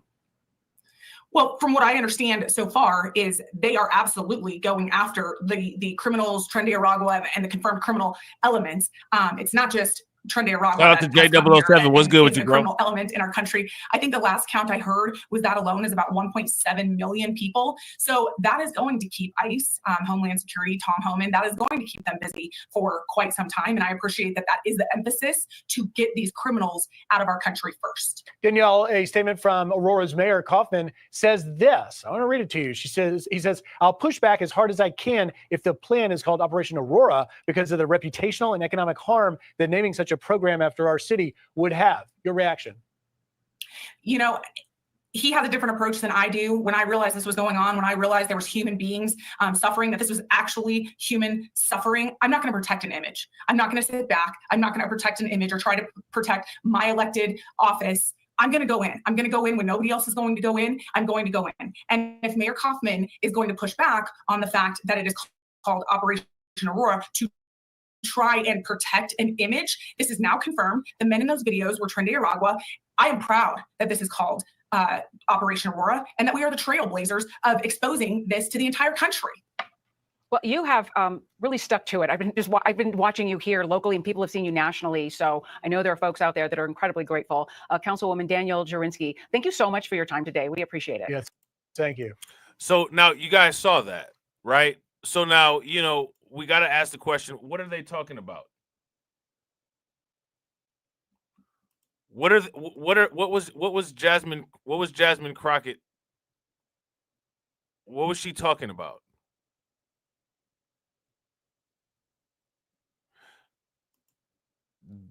Here's another news clip, right? Of people getting quote unquote targeted. Shout out to GGG. What's good with it? Right? Here's another clip of discussion of who's going to get targeted when it comes to these quote unquote mass deportations. It doesn't sound like they're going to just target students at school like they try to make it out to be, right? Like what Mike Johnson said. Well, over 200,000 migrants have come to New York City since the spring of 2022. President-elect Donald Trump campaigned on a platform of mass deportation of undocumented immigrants. And today, New York City... Shout out to Hurricane. What's good with it, bro? About the latest on the migrant crisis here in the city and beyond. Mr. Janela, great to have you here. Welcome back. Me. So there was an article in the Post over the weekend, and I want to talk about it because you described to the New York Post saying it would, quote, take a lifetime to deport all the migrant criminals from New York City. So it brought me to the question of how big do you think that migrant population is who are committing crimes? Is that number of 200,000 who are here correct? And what about, how do you break that down to crime? Well, basically, I mean... So now, shout out to Carlton. This is what we were talking about, right? Because we all know that it's hard to get the crime data. It's hard to get the crime statistics when it comes to dealing with the undocumented bros. That statement was made for multiple reasons. And the first reason was to show the dangers of the sanctuary city policies. And what I mean by that is, obviously, back in the time when we had a unit in Rikers Island, we would literally have about hundreds of non-citizens turned over to our staff on a monthly basis. So if you times that by a year, that's about 1,200 individuals that would come into our custody that have no longer been coming into our custody for about the past 10 years. So obviously we can do the math on that. Well, let's do the math, right? Okay. So when you look at, right, are you saying, I know you're not going to give an actual number. Are you saying it's hundreds, if not thousands of people right now who you believe are migrants and have committed crimes? Well, basically what I did is after the article with the New York Post, I had my staff run the numbers and checked it through our databases with HQ.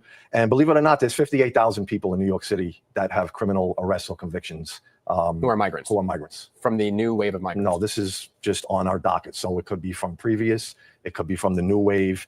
But you got to remember, the 58,000, some of them we might have already encountered. They're in proceedings that they might be on appeal. But it doesn't take into effect those that have the gotaways that have been in the country that we don't know about. So when I say it might take a lifetime, if we don't have the cooperation from the city regarding sanctuary policies where we're able to work and they turn them over to us, basically these are going to add up. So let me give you some stats that the men and women of ERO New York City did last year for fiscal year. Because people ask, well, what is ICRO doing? Well, last year we arrested close to 1,000 individuals in New York City that have been arrested or convicted of crimes, that are known suspected terrorists, that are gang members. So they're out every day in the field. So if we arrest one. Now, let me ask you guys this. Has any of this that we've been watching, have any of these people mentioned going to schools and quote unquote deporting children, targeting children, looking for children? Has anybody done that? Has anybody said, we're going to find this migrant family right here and get rid of them? No one has said that they're going to do that as a priority. No one. 1,000 a But year. not necessarily migrants. These are all migrants. Who came in recently? Well, they're all migrants, Right. whether they came in recent or they've been here for a couple of years. Because, you know, you were talking about this has gone on for several years now with the, the crisis at the southwest border and the recent entrants coming in. But if we're arresting 1,000 individuals a year, and the city is releasing close to 1,000, maybe 1,200 a year. You see where I'm going with the math here. All right. So what we need to do is, obviously, we want the cooperation with the sanctuary cities. And you know it's been out there. And there's a lot of talk now with the incoming administration. Starting to see mayors and governors from different areas saying they're not going to cooperate. So what I want to show them is that, all right, well, this is the amount of. Why would you not cooperate?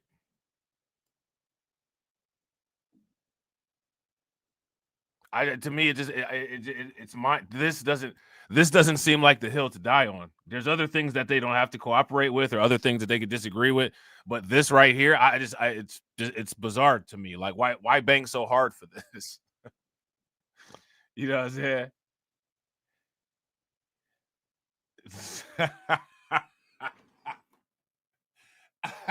Shout out to Carlton. Carlton said Trump needs to find that particular migrant that said, you don't know me, but you soon will. Get his ass first. He probably, who knows where he at? He probably done came and left the United States like 10 times since that news clip came out. People that have a criminal background that you're releasing back into your community. Hold on, let me break that down. So when you say criminal background, are we talking the worst violent crime? Are we talking petty crime? What is criminal background? What is your definition of that? Anyone that has been arrested, or convicted of a crime. Okay. All right. I don't have the breakdown of each specific crime.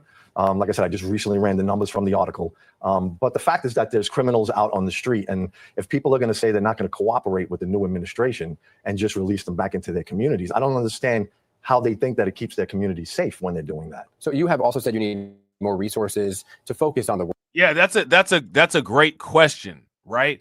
That is a great question, and I think it's a question that we need to kind of sit back, sit down, relax, and try to figure out, how does that keep a quote unquote community safe? How does that work to do that exactly? I don't know how it does. You know what I'm saying? I don't know how it does. Let me know what you guys think. I don't know how it does. You know what I'm saying? Worst of the worst, right? So your office has what, like 400 plus? Basically, 400 includes my support staff. We have about 325 officers, of which, unfortunately, during the past administration, because of budget cuts, from Congress, we've been down 30% in my office's staff. So we also had to reorganize our organic posture to tackle the reporting at the office from the southwest border. So you see moving pieces, but even though we did that, I still ensured we have a cadre of staff out in the field protecting the community. And the fact is that I was able to make, or not me personally, but my staff, almost 1,000 arrests with that amount of staff missing is a testament to the men and women of ERO New York City. If mass deportations do happen under President-elect Trump's time in office, how would that impact the city as a sanctuary city? Well, sanctuary cities, obviously, they have the sanctuary policies. They're saying they want to protect those individuals that want to report crimes or are victims of crimes look, I've said it before. ICE ERO uses a victim-centered approach when we're doing our arrest and our targets. We don't arrest victims. We don't arrest witnesses. So yes, they could be a sanctuary city. They don't cooperate with us, and you see what happens when they release these individuals out into the community. My staff is then going out to arrest them. Yeah. You know, the reason I ask about mass deportations is because people think, okay, they're going to ICE is going to round up. You know, that whole history of ICE rounding people up. But you're saying if somebody's here just to get a better life, you're going to. As far as these quote unquote roundups go, I'm not trying to be funny, man, but I've only seen ICE actually round up, like a Texas roundup, like with somebody with a hat on a horse with whip. I've actually only seen one actual roundup, and no one's outraged about that roundup. Matter of fact, recently this year, those people that I saw get rounded up in an actual rodeo roundup, right? People are now saying that they're eating cats and dogs. But I haven't seen other people get rounded up. Has anybody else ever seen a roundup? I've seen a roundup before. Anybody ever been to the rodeo? The roundup, you know, where you tie the rope around and you know what I'm saying, throw the rope around. I saw an actual roundup during the Biden administration. The roundup took place during the Biden administration. Took place down there in Texas.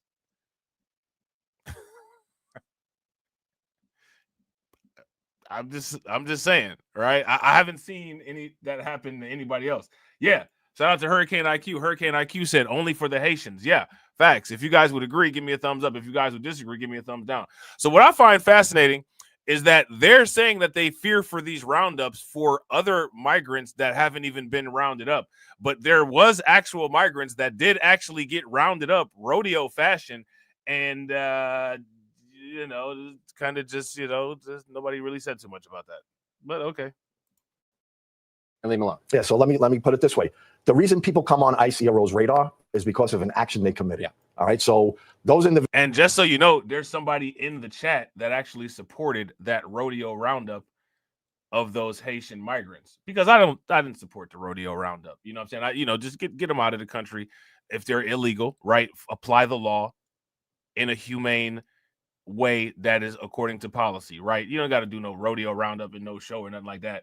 But as you guys can see, this guy right here, he said he can't wait for Trump to deport quote unquote blacks and browns, right? Now, we all know that the people that this guy makes videos about, none of us are getting deported. Where are we going to get deported to? We're all Black American, right? So, this guy is coming with the xenophobia, right? He's coming with the diaspora war stuff, right? He doesn't like the Black immigrants. He wants them to get deported. You know what I'm saying? I'm just saying. Now, mind you, this is the guy that was saying everybody else was an agent. So just so y'all know, just so we're all clear on that. Are we?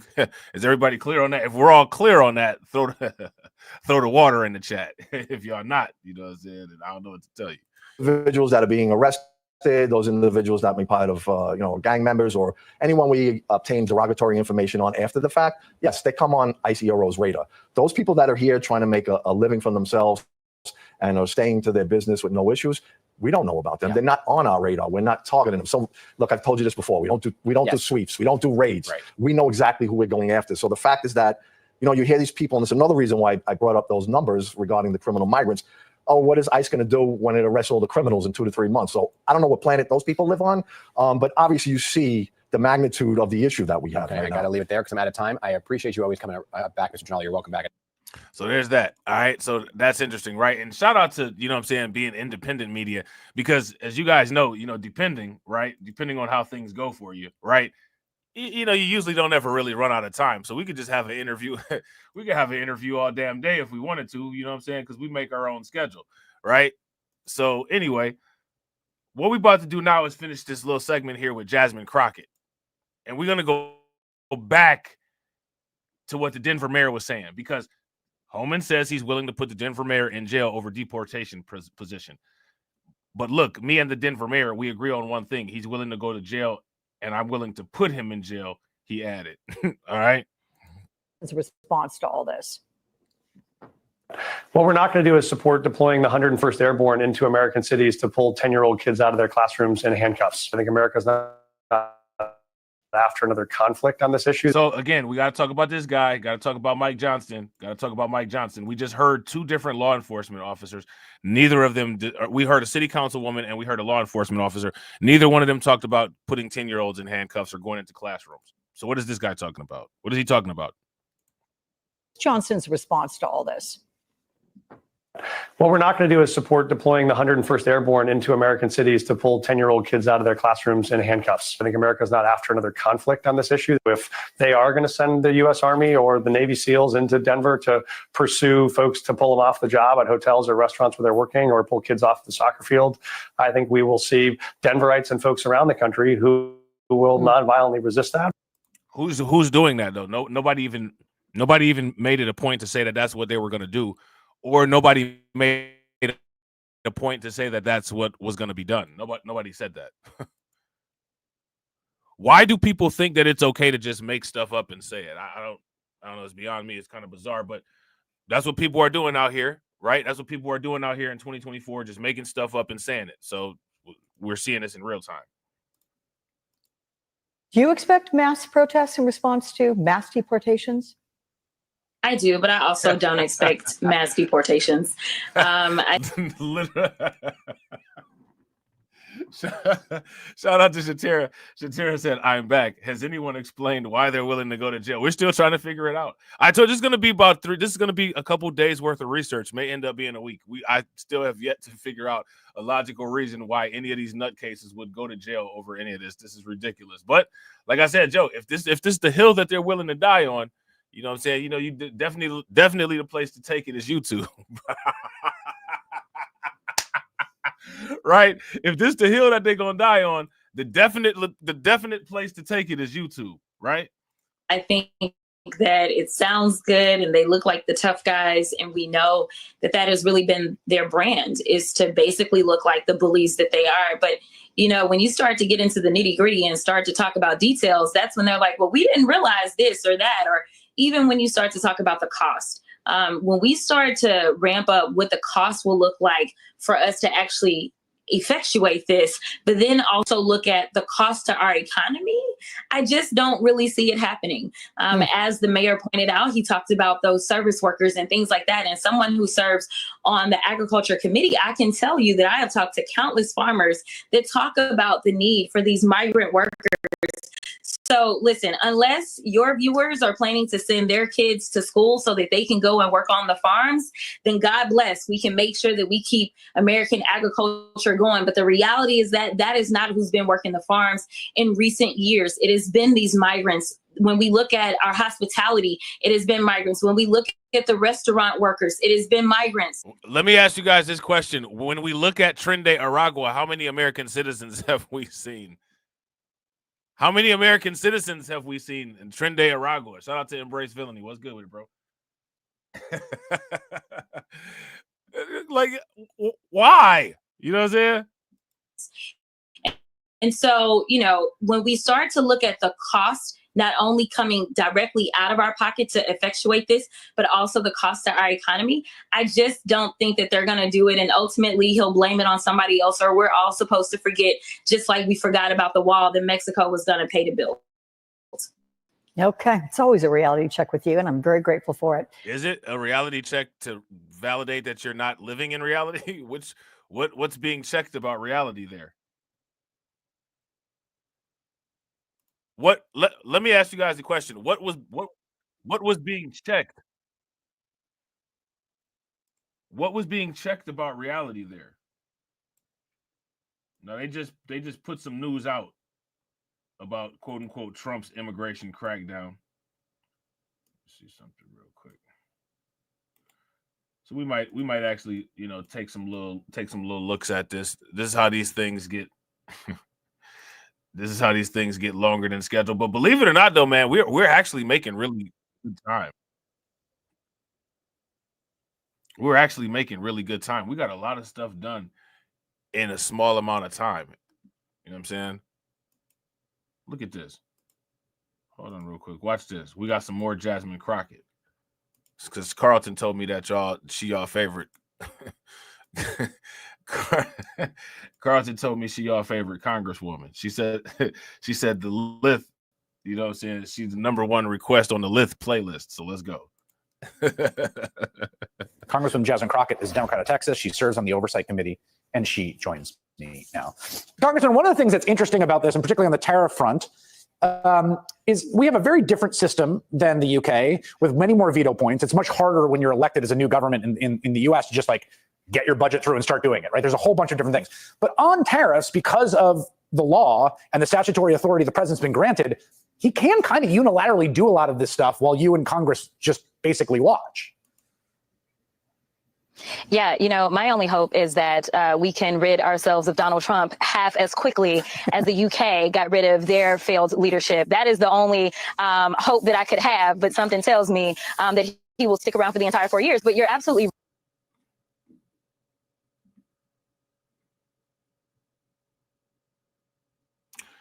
So this is interesting, right? Jasmine Crockett says that she wishes that they could get rid of Donald Trump before the end of the 4 years, right? But what's interesting about it is that we had a president who was actually incompetent, and they wanted to keep him in. Do a lot of this. Congresswoman Jasmine Crockett is Democrat of Texas. That's just very bizarre. It's just very interesting. What do you guys think about that? Says she serves on the Oversight Committee, and she joins me now.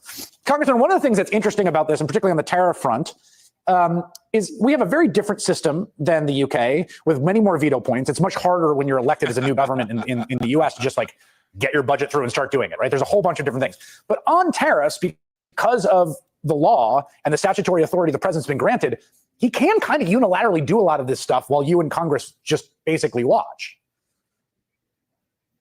Yeah, you know, my only hope is that we can rid ourselves of Donald Trump half as quickly as the UK got rid of their failed leadership. That is the only hope that I could have. But something tells me that he will stick around for the entire 4 years. But you're absolutely right. And as someone who serves on the Agriculture Committee, one of the things that we saw is that our soybean farmers specifically suffered so much under these tariffs last time. And it wasn't as widespread as what he's proposing this time. The fact that we have Americans that are waking up and saying, wait a minute, are you saying that tariffs are going to negatively impact me? Are you saying that we're going to have to pay for this? It's kind of like that wall that we're... Let me ask you guys this question. How many people would say that Jasmine Crockett is a congressional balloon popper? If you guys would say that Jasmine Crockett is part of the congressional balloon popping caucus, give me a thumbs up. If you guys would disagree, then give me a thumbs down. She is absolutely a congressional balloon popper. Still waiting on Mexico to build, right? That they're going to pay for it. No, we're going to pay for it. We're going to be the ones that are suffering. And for those that thought that inflation was bad, even though it has come down, even though that it is honestly, cooled off here a lot quicker than it cooled off in the rest of the world, let me just tell you, it's time to buckle up, Buttercup, because it is about to be on and popping. If for some reason he gets half of this done. It's about to be on and popping. She probably never even said the phrase on and popping ever in her entire Valley Girl life. So dumb. You are really dumb. For real. Oh, you are so dumb. You are really dumb. For real. So dumb. You are really dumb. For real. Oh, you are so dumb. You are really dumb. For real. You ain't black. You ain't black. You ain't black.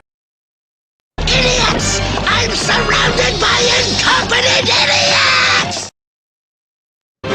I've got morons on my team! It's about to be on and popping on that congressional flow. You know what I'm saying?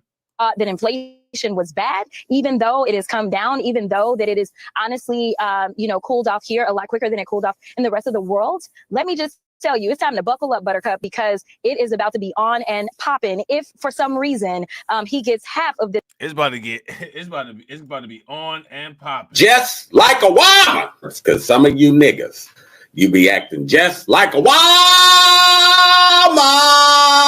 Nigga Reaper keep it 1,000.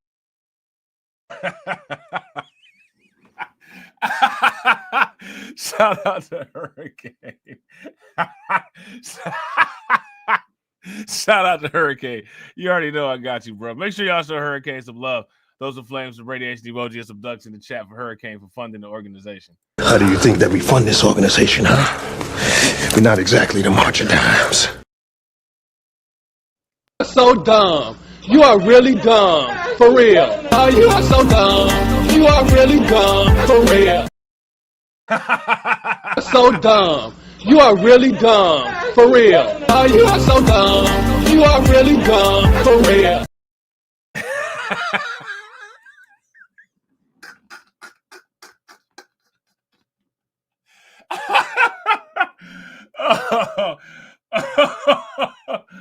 Oh man, we have officially entered the fuck shit segment. He going along with the fuck shit. Don't touch me! I'm about to change on your ass! I'll beat your ass with my elbows! Werewolf style!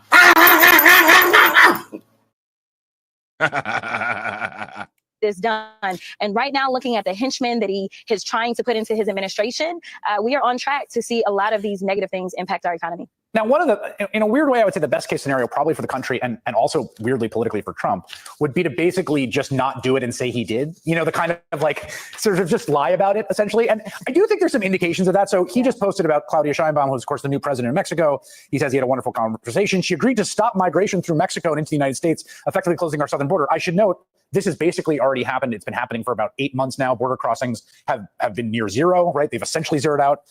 We also talked about what to be done to stop the massive drug inflow of the U.S. Very productive conversation. Like, again, no one knows. This was so weird about these. He says, I'm going to do this massively destructive thing. Basically, everyone on Wall Street and the Republican Party is like, he won't. And now we just sort of find out, like, will he, won't he? Will he do it for a few days and not? That's sort of where we are. Yeah, no, you know, like I said, I mean, he instituted tariffs not as deeply as what he's proposing this time, but he did do it last time. And so I don't see why he would necessarily change course, because according to him, the people definitely wanted his type of economics back, yes, not actually realizing that it was Obama's economics. And I will point out, just like you said, you know, when the Mexican president responded to him, what she said was, listen, this is not only going to cause you a problem as it relates to trade, because, you know, two can play that game, but this is also going to cause you an issue as it relates to immigration. And she was highlighting basically that she has been working in a cooperative way to make sure that we could stop some of those crossings at the southern border. In terms of the other part of the agenda that they really have telegraphed and promised is mass deportation. They've been very clear about this. They think they have a mandate to do it. They say they're going to start on day one. Tom Homan, who is the director of ICE and oversaw child separation under Donald Trump, he was down at the border today for a big visit. You said something I thought was interesting about Homan. Basically, he has this sort of nebulous border czar position, which he'll work in the White House, that he should have Senate confirmation. That he should have a Senate confirmed post if he's going to wield the kind of power that they seem to be indicating that they're going to give him. Oh, absolutely. I mean, considering the fact that this was supposedly one of the top issues for the American voters, and you're talking about a guy who is threatening to incarcerate people, you're talking about a guy that is... She said supposedly this was one of the issues for the American voters. She said supposedly. So what I want you guys to pay very close attention to is pay very close attention to how I almost said Brandon Johnson, to how Jasmine Crockett just doesn't even pay very close attention at all to what's going on with the voters. She completely denies reality. All the polls have been out. We've looked at the data. We've been doing this for months and months now. And she's still saying something that is a valid fact is a supposedly just because she can't handle the fact that it's reality. This is ridiculous. This is insane. This is ridiculous. This is the game master having a temper tantrum again. You guys remember the game master having a temper tantrum yesterday?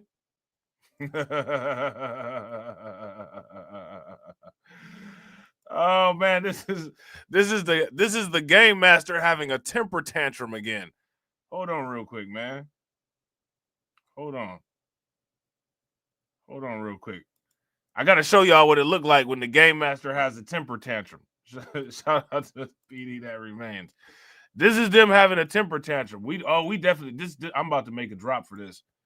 I'm definitely making a drop for this. Hold on real quick.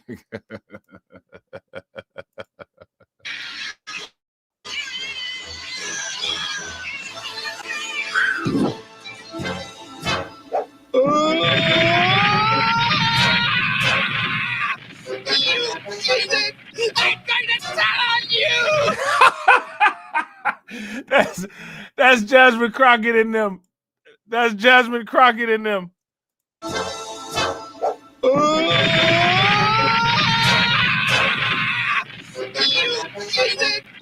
going to tell on you! Listen to that flow shaking, man. Listen to that flow shaking. That's a big boy right there. That's a big boy right there. I'm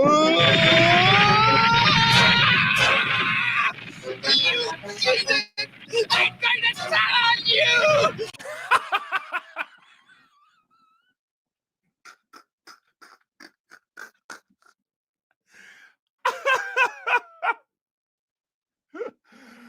Oh man, that is hilarious, man. That's Jasmine Crockett all day. You know what I'm saying? She's not accepting reality. You know, like, come on, man. Come on. It's not a supposedly. This really happened. You know what I'm saying? Like, we can't keep sitting up here denying reality. Shout out to Unsunken One. What's good with it, bro? That's that's hilarious. Talking about, looking at migrants and, I don't know what type of parameters, if any, he's going to have other than get rid of people that don't look like they belong here. Like, I don't really understand. But when we're starting to talk about something. What did she? Hold up, we gotta analyze that. What is this, quote unquote, people that don't look like they belong here?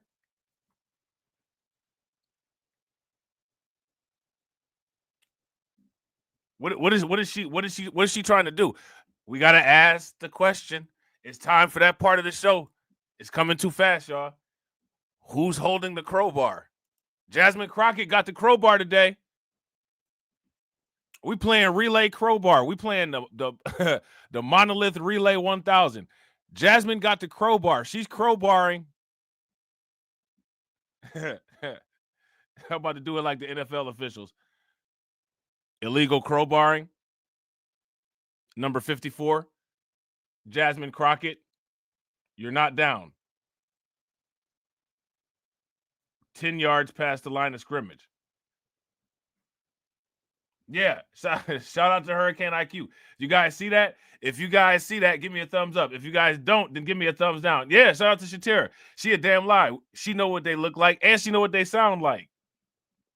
Facts. She's holding the crowbar. She's engaging in illegal crowbarring. I'm about to put my referee shirt on. Hold on, wait a minute. Violation on the play. Yellow flags all over the place.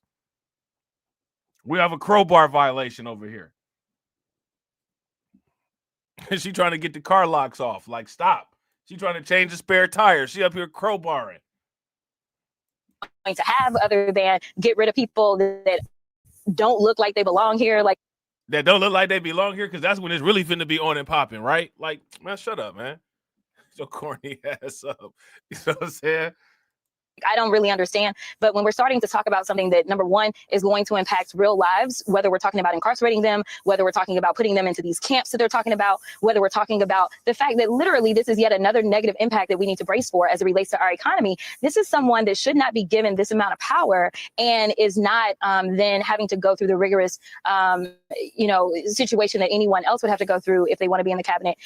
And I think that the Senate should have to confirm him, which means that hopefully we would get an FBI background check on him as well. In terms of, obviously, the Senate is who confirms. He's the House that plays no role in that. But the House, we're getting near what the final numbers are going to be. We're going to talk about that in just the next block. But it's going to be a very narrow majority, narrower than it was, it looks like. And I as a member of the House, I guess it's not fun to be in the minority. But this last House majority was so wildly dysfunctional with a very thin margin. Are you expecting anything different this time around? No, it is the one thing that I've been telling people. Listen, the one thing we can count on is that, number one, they can't count. And number two, the fact that they don't get along with one another. So those are the things that we are holding close to the chest. I'm really excited about Derek Tran. And we are watching another race in California right now, and he is pulled ahead as well, Adam Gray. So we're hoping that we actually end up having more members of the House this 119th than we actually had in this 118th. So we're currently on track to have 214, which is the exact same number that we had throughout the 118th. And if we can pick up this last seat with Mr. Gray, then we'll be looking at having 215, and we know that Donald Trump has plucked out a number of members already, which means that, we may get as close as 217 to 215 if everything kind of works out, which is something that they have never had to endure in the 118th. All right, Congresswoman Jasmine Crockett. A lot of them don't like each other. That is a statement of fact. That's true. Thank you very much. So that's interesting, right? So how many people have heard about the immigration advocates calling for the Biden administration to, quote unquote, close down detention centers and dismantle the immigration system? Yes, Believe it or not, this is actually happening. This is actually happening. Look at it. Look, right there, headline, boom. Immigration advocates call on Biden to close detention centers, dismantle immigration system. How many people are in support of this? We all know that Jasmine Crockett and all of them are in support of this, and you know the Democrats are in support of this. And if you don't support this, then you know you ain't black, right? We won't be able to go to our own barbecues. That we're the only ones that know how to grill the food right at it. You ain't black, right?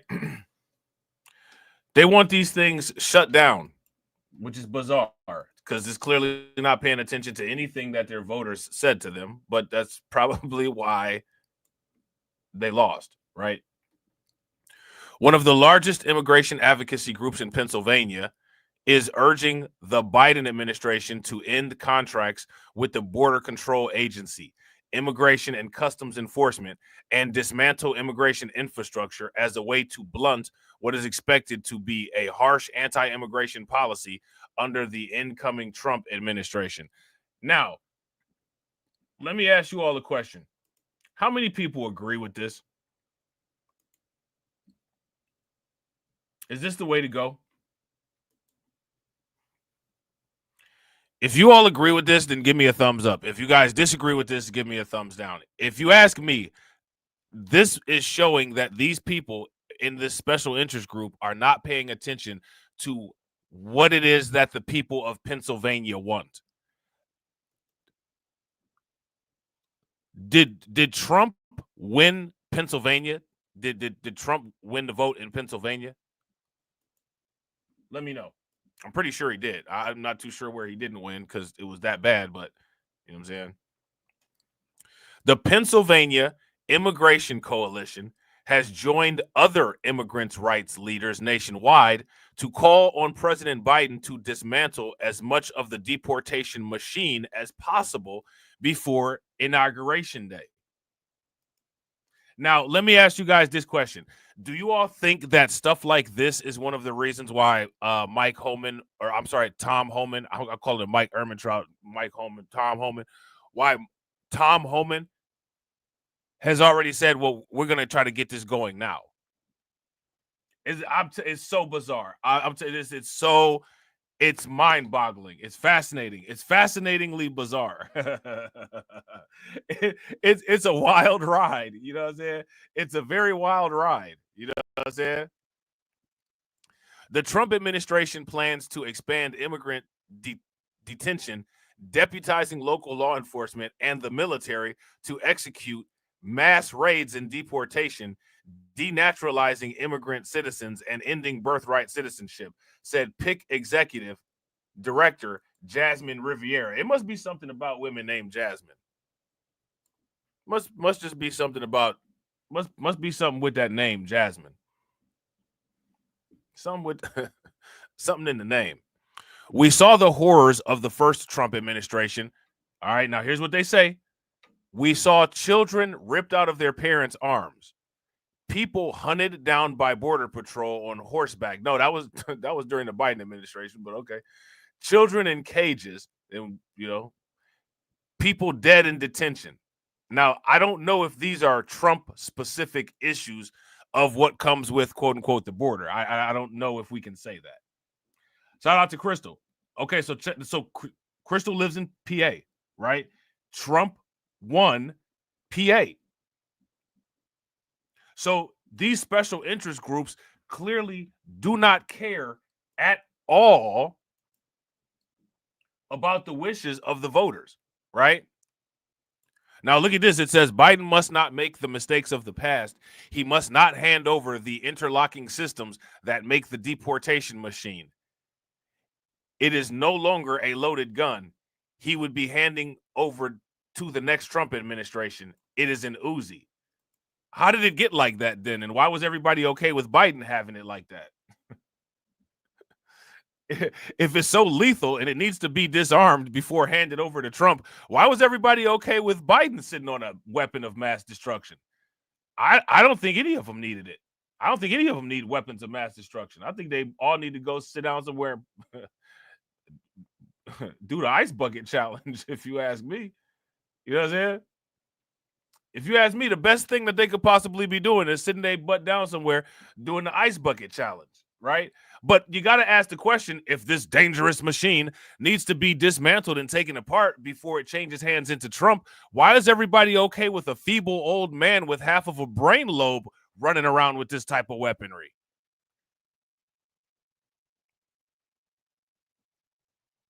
You know what I mean? And real quick, shout out to everybody watching. I really appreciate you guys. If you all haven't smashed the like button yet, please do me a favor. Take a moment, smash that like button. Also, if you guys have not hit the bell, please take a moment, hit the bell, and also please share the stream to your social media. Yeah, shout out to Carlton. I agree. Carlton said Biden is praying that he lives for another month. He ain't worried about this, bro. He trying to make sure his medicine get delivered on time and trying to make sure he got clean diapers in the back of the truck. That's about it. You know what I'm saying? He ain't worried about nothing else. Riviera's organization outlined 22 actions it says the White House can take before Trump takes office on January 20th. These actions include, all right, now I want you guys to roll with me here, rock with me here. Let me know what you guys think about these 22 actions that they want the Biden administration to take. End ICE contracts to close immigrant detention centers and release the people in detention. Release them where is my question. Halting expansion efforts of the immigrant detention system. Okay. Canceling pending deportation cases. There's people in jail for driver's license violations that they're not going this hard for. But, you know what I'm saying? These people, just, let them off. Lifting the June presidential executive order that closed the border and gutted asylum. Using presidential pardoning power, to pardon and protect all undocumented people. I don't even know if you can do that. I don't think you can do that. I don't think the Constitution I don't think that power is in the Constitution to do. I don't know if that's even a possibility. But that's kind of, now they're talking about extremism. That's extreme. Using presidential pardoning power to pardon and protect all undocumented people. How do you, if you guys agree with that and support that, and you know what I'm saying, think that's a good idea, then give me a thumbs up. If you don't support that, or you think that that's a horrible idea, give me an angry face, a clown face, or some thumbs down in the chat. So now here it says the White House knows very well what is in Project 2025, said Riviera, referencing a far-right playbook that outlines an immediate and aggressive immigration policy. That is why they must, it is the moral imperative, all right, that they dismantle as much of the deportation machine as possible. Do not hand that over to the Trump administration. I don't think I got a feeling that this is gonna fall on deaf ears.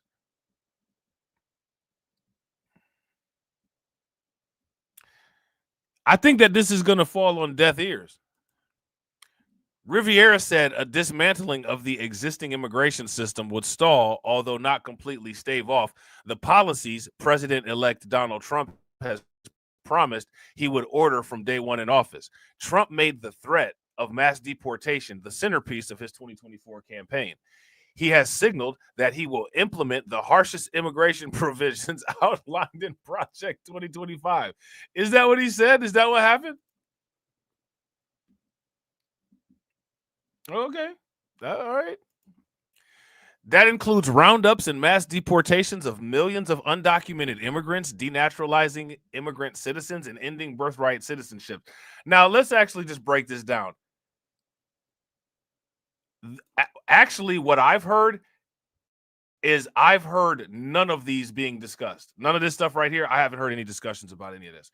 And if it has been discussed, it's been discussed very, very briefly, because it's not the focus of the mass deportation operation for the 90 millionth time.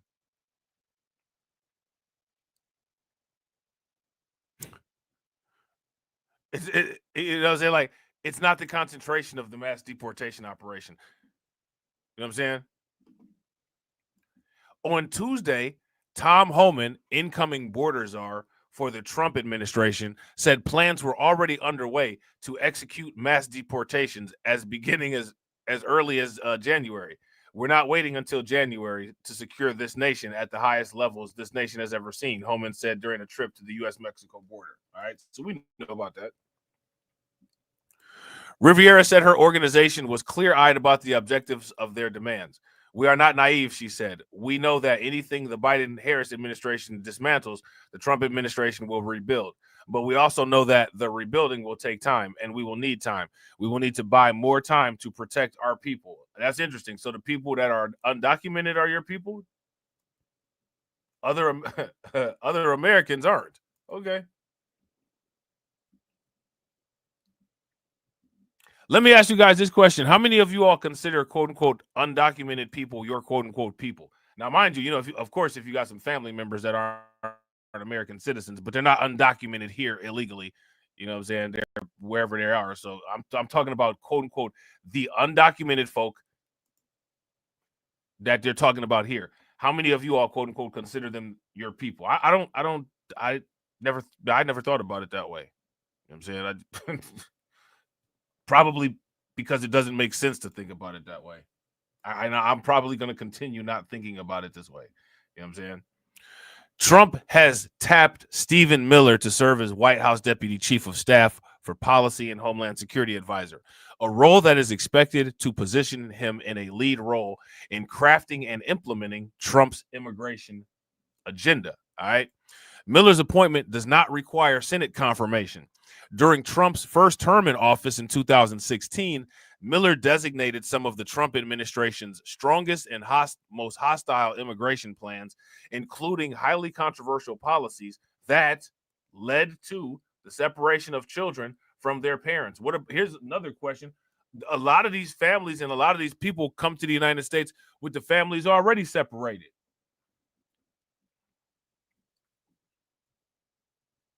Yeah, and shout out to Yoshi, bro. Facts. This is why I keep at like, why is this even a discussion? Why I don't even understand how any of this stuff even becomes a discussion. Like some of this stuff is so common sense. It's like, yo, why are we even wasting our time with how dumb this is? Why are we wasting our time with how dumb this is? So dumb. You are really dumb. For real. Oh, you are so dumb. You are really dumb. For real. Yo, speaking of the drops, did y'all hear what this lady recently said? I'm the king of the world. You will bow down, bitches. That lady said that black men who voted for Trump, we hate ourselves. Now, mind you, I'm not part of that we because I didn't vote for Trump, but I don't think that every black man that voted for Trump hates themselves. Sorry, lady. I'm the king of the world. You will bow down, bitches. Now you know it's some simps out there that believe her. You right. You right. If you ain't vote for Kamala Harris, you hate yourself. Simp. Sipping water ain't claim to be the key, but he lied about everything, don't mean a thing. Said he slept 1,000 women straight up lying, but when it comes to honesty, he's always trying. He posted clown not spending the time on the ladies, but we all know he's just fronting like crazy. Said he's a music producer, but it's all fake. Just a mask he wears, and it's all a mistake. Simping water is where the lies, claiming things that he just never tries. But we see through his facade, plain to see. Simping water, you can't fool me.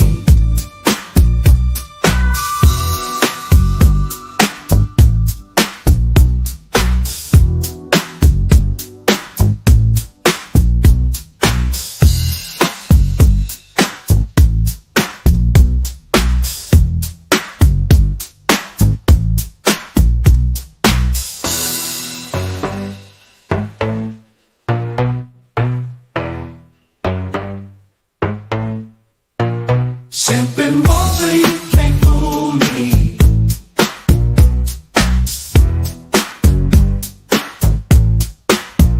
Simping water,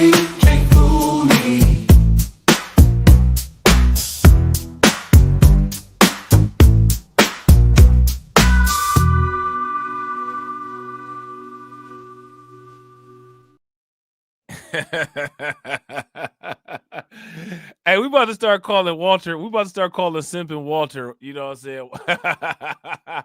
Walter Raw Dog Weeks.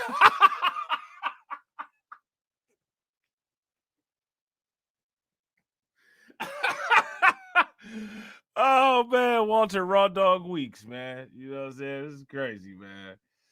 Lord have mercy. Shout out to Brooklyn Queen, man. Make sure y'all show Brooklyn Queen some love. Throw some flames, some radiation emoji, and some ducks in the chat for Brooklyn Queen. Brooklyn Queen said, because the mainstream media needs content too. This is the content value chain.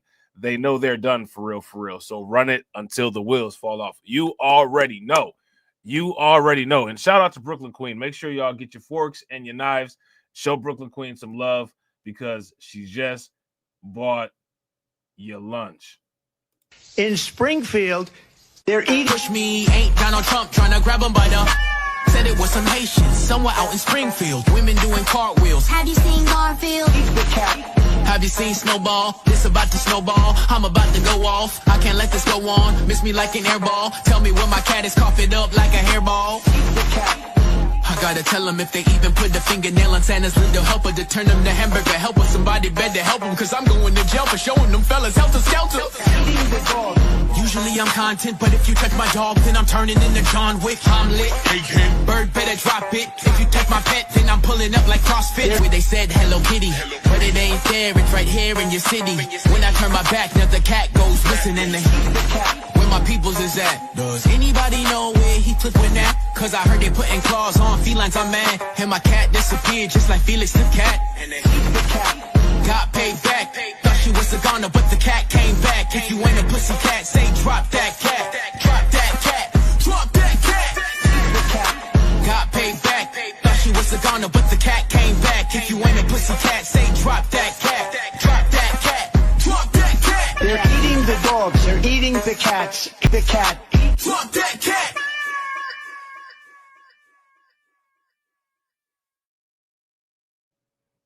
Man, that I'm telling you, that song never gets old. That is actually a good quality song. You know what I'm saying? I ain't even gonna lie. That is a good quality song. It's catchy. You know what I'm saying? The lyrics, they good enough. The beat dope. It's funny. You know what I'm saying? Like that's a good song, man. I ain't gonna lie. I can't even front. You know what I'm saying? So now, here it says, absolutely, I'd revoke it, Trump said last month in reference to Springfield, Ohio. You know what I'm saying? Economists are generally in agreement that mass deportations would negatively affect the U.S. economy, driving up inflation and thwarting growth. All right. So now here's my question: How would that happen? I don't agree with that statement at all. Yeah, I gotta agree with Carlton. That song is a classic. Facts. Approximately 11 million undocumented immigrants are estimated to be in the United States. Now, do you guys notice how there's not really been very much talk about the type of effect that this situation here has on the economy? There's definitely some kind of effect that's having on the economy, right? According to the Department of Homeland Security, that demographic cohort accounts for nearly 5% of the total U.S. workforce, comprising outsized shares in agriculture, construction, and the hospitality industry. The Pennsylvania agricultural sector is bracing for a blow to operations. Look at this, as a result of mass deportations and immigration roundups. So if you ask me, this is one of the real reasons why these people have these issues. Follow the money, the value chain, like Brooklyn Queen said, right? You guys see this? The Pennsylvania agricultural sector is bracing for a blow to operations as a result of mass deportations and immigrant roundups. Okay, so just hire some American people from Pennsylvania then. Call it a day. What's the problem? Problem solved. Right? Problem solved. According to the Pennsylvania Department of Agriculture, there are an estimated 30,000 unauthorized hired workers in the Commonwealth. That estimate is based on national averages, which puts the figure of unauthorized crop farm workers at 50%. That's insane. Those people should be prosecuted for hiring that many illegals.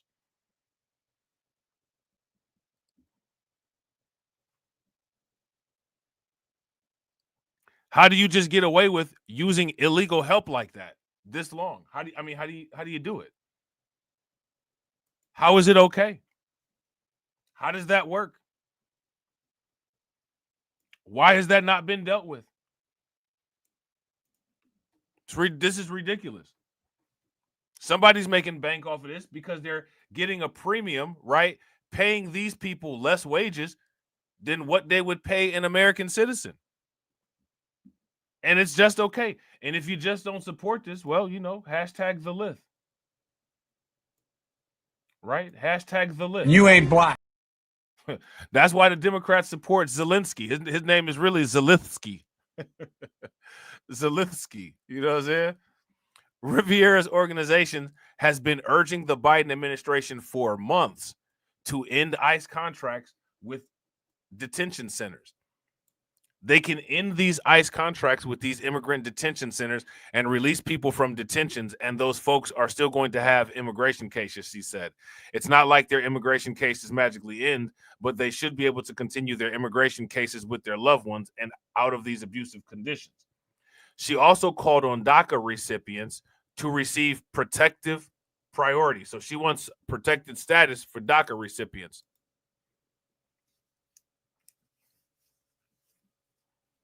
I wouldn't be surprised. Shout out to Carlton. Carlton asked a great question. Carlton said, I wonder if the agriculture industry is working directly with the cartel. I wouldn't be surprised if they was working indirectly or directly with the cartel, or even if cartels own some of those farms. I wouldn't be surprised with. You know what I'm saying? We have a much longer list of all the actions the White House can take at this point, Riviera said. It's about what kind of legacy do Biden and Harris want to have. I think I don't know if it can get any worse. I think they're already at rock bottom. Are they actually going to comply with Project 2025 and hand over this deportation machine, or are they going to stand up against fascism? This is SBE.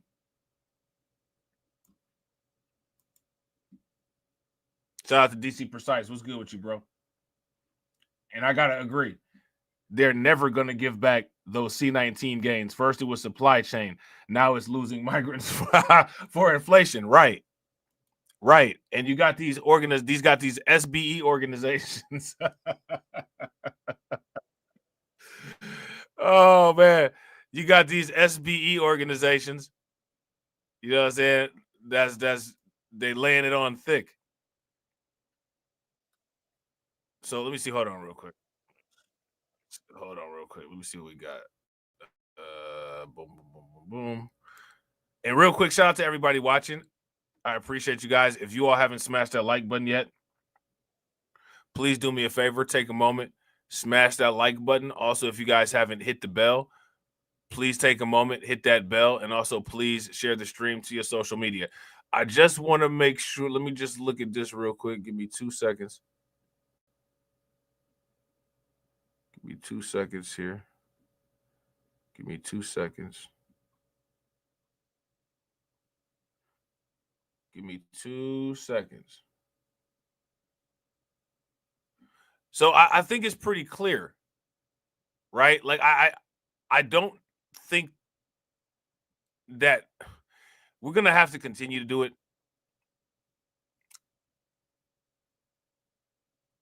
We're going to have to continue to do it. But I think it's pretty clear who the targets of the mass deportation are going to be. I think it's pretty clear. I'm going to ask you guys the question. Who are the targets of the mass deportation operations? Let me know. Shout out to Honda 666. What's good with it, bro? We know who they are. Right? Now, we have to keep asking this question because it keeps getting portrayed dishonestly. Yeah, shout out to Shatera. Criminals.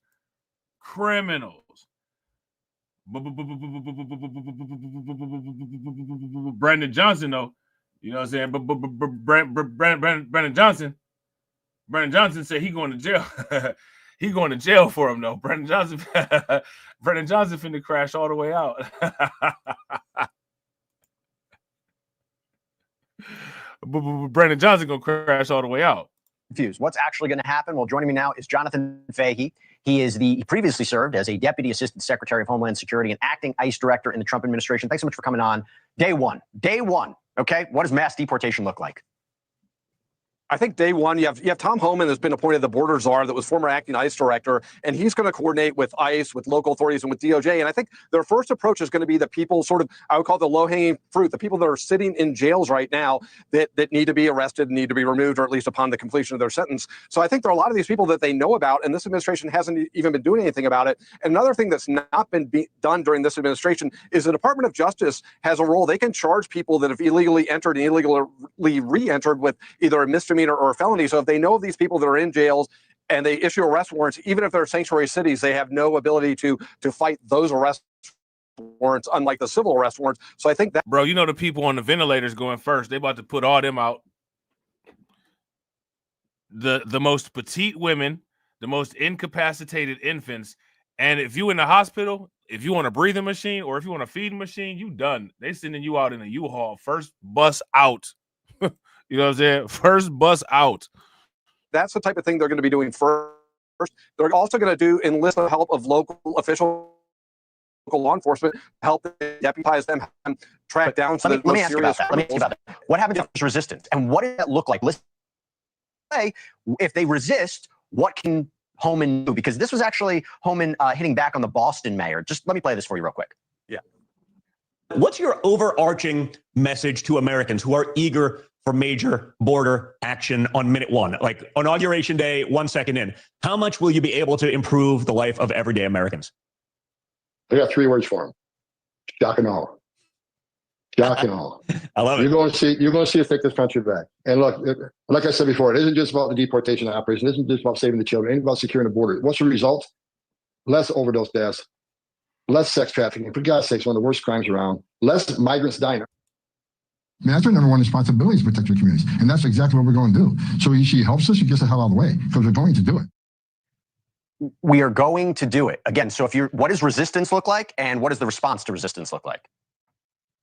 Real quick comment on all of those officials. It's pretty stunning coming on the back of the Laken Riley trial, where she was murdered by somebody that was released in the sanctuary city of New York City. Thank you, Eric Adams. And so for him to play this game, it is stunning to me that they are still fighting this battle, that they will not even cooperate to get criminals removed from the country. But resistance look like, and how will it look bad for them if they do what they're actually saying they're going to do? Where there's a statute on the book, it's 8 USC 1324, called harboring of illegal aliens. So if you know that somebody is here illegally and you're doing something to hide them, to thwart them from being caught or apprehended, you could be charged under that statute. So if there are people, either if it's a sheriff's office, if it's a government official that are trying to prevent ICE from doing its job to protect the community, they could be charged or they could be investigated under that statute, and they don't want to be doing this. And I think the other thing ICE really needs to do is highlight all of these people that they are shielding from being deported, sex offenders. You know, Laken Riley's killer, you know, that should be the priority. I think the right and the left can agree. Criminals should be the priority. That's what they're fighting. No, that's not what the left agrees on. That is not what the left agrees on. Eric Adams, sanctuary cities are keeping criminals in the country. Well, they might not agree. They might agree, but they're not doing enough about it. I think that's what we could agree on. I would want to ask this. No, they do. I don't think they agree. You just played a bunch of clips saying they don't agree. Look, hey, look, they want to get in. They want to get into an argument. Look at this. Being criminals in the country. Well, they might not agree. They might agree, but they're not doing enough about it. I think that's what we could agree on. I want to ask this. No, they do. I don't think they agree. You just played a bunch of clips saying they don't agree about criminals. About criminals being targeted and deported. What sanctuary cities. So let me ask this. Let me ask you this. Maintain that. No, your audience needs to know this. Sanctuary cities are protecting criminals from getting deported. It's not protecting people in churches or cancer wards. These are criminals. That's what they're doing. So when they try to act like they're doing something else, they're not. So I think your audience needs to know that, because it doesn't get the attention it deserves. And so this idea that everyone agrees on that, everyone does not agree. And that's been the biggest issue with this administration. They have fought to keep criminals in the country. Now, I actually agree with what this guy is saying, and I'm glad that he made these clarifications. If you guys would agree with what this guy is saying, give me a thumbs up. If you guys disagree, then give me a thumbs down. Which is truly astonishing, and they don't even try to deport it, and they barely try to hide it, other than when the election was coming up. Thanks for watching. Go to joinnn.com. That's hilarious. So now, speaking of the drugs, right? Speaking of the drugs, we got to talk about the drugs real quick. We got to talk about the drugs. You know what I'm saying? We got to talk about the drugs.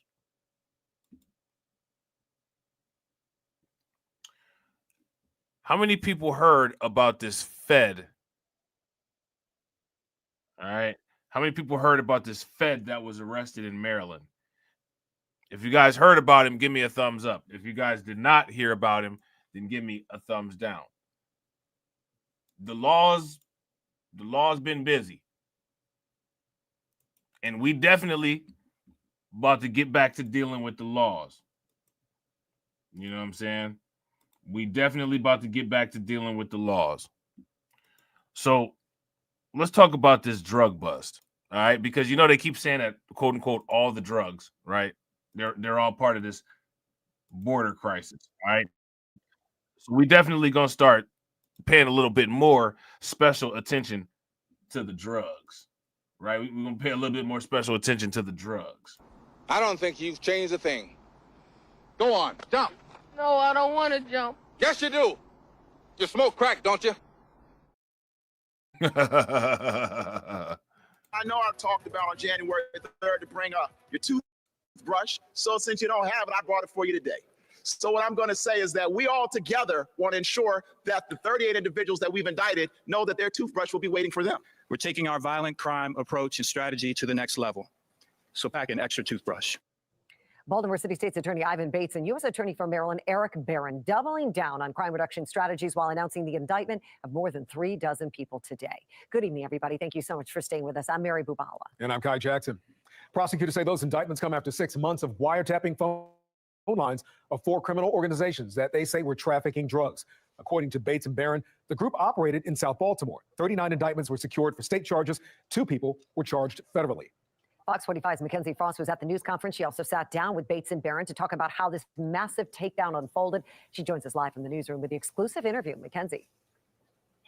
Mary and Kai, this is being hailed as one of the largest takedowns in history. And City State's Attorney Ivan Bates says that hits were prevented and a turf war was stopped, all because of this partnership, which he says could not have happened without U.S. Attorney for Maryland, Eric Barron. Today, we are gathered here to announce a takedown of 4 separate criminal organizations. The largest drug bust in years, resulting in tables and tables and tables of evidence. 65 guns, 10. Now, let me ask you guys a question. All of this stuff on this evidence table, where did all this stuff come from? Who got this stuff? Now, what's interesting about it, let me ask you guys this question, right? What if they were able to get the plug? Would the plug get protected by the undocumented bros protections? So now if you a street level, now shout out to the street level criminals, right? Shout out to the street level criminals. Shout out to you criminal coons, dipshits and dumbasses. You might want to start watching the news. If you guys agree that they might want to stop watching the news or start watching the news, give me a thumbs up. If y'all disagree, give me a thumbs down or don't. But I don't see no undocumented bros in these street level busts. I don't see no Trinde Aragua in the street level busts. Do you? Kilos of drugs and more than $300,000 in cash. The actions that we've taken make Maryland safer from Western Mountains to the Eastern Shore and Baltimore City and everywhere in between. And we could not have done this work without the people to my left and my right and in front of me. The takedown resulting in 39 people facing charges from all 4 criminal organizations. Individuals involved. Hold on, let's look at that picture. Let's look at the pictures again. Y'all see any undocumented bros up there? That look different than the undocumented bros, don't it? They look like the Roundup bros, maybe. That look like the Roundup bros, maybe, but not the undocumented bros. That look like the cat and dog bros, maybe, but not the undocumented bros. Huh. Well, if you're not a member, if you're a member of Trinde Agua, You ain't black. right? If you're a member of MS-13, You ain't black.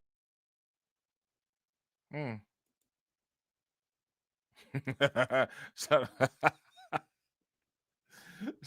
Shout out to Carl DeWay. Carl DeWay say they look like they look like they look like they look like they look like they look like they look like they look like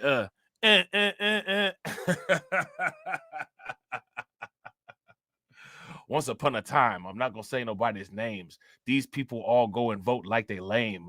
60 years for nothing. It's a whole damn shame. But I'm gonna bring it back like Pac. Organizations. The individuals involved in this investigation range from the age of 16 to 61. They've been arrested more than 200 times, and 12 are repeat offenders. What started as a group violence reduction strategy was all of this a GVRS takedown specifically? I wouldn't describe it as, I would say it was a state and federal takedown. Quickly grew into much more. Working with the U.S. Attorney Eric Barron, State's Attorney Ivan Bates leveraged other federal partners to bring this case forward. This could never have been done without Eric Barron. We sat down with Bates and Barron for an exclusive interview to talk Tricky about Nick was talking about everybody's head being bald and shiny yesterday. He missing this one though. This dude got the xenomorph dome. Oh man, that dude got the xenomorph shine on his dome.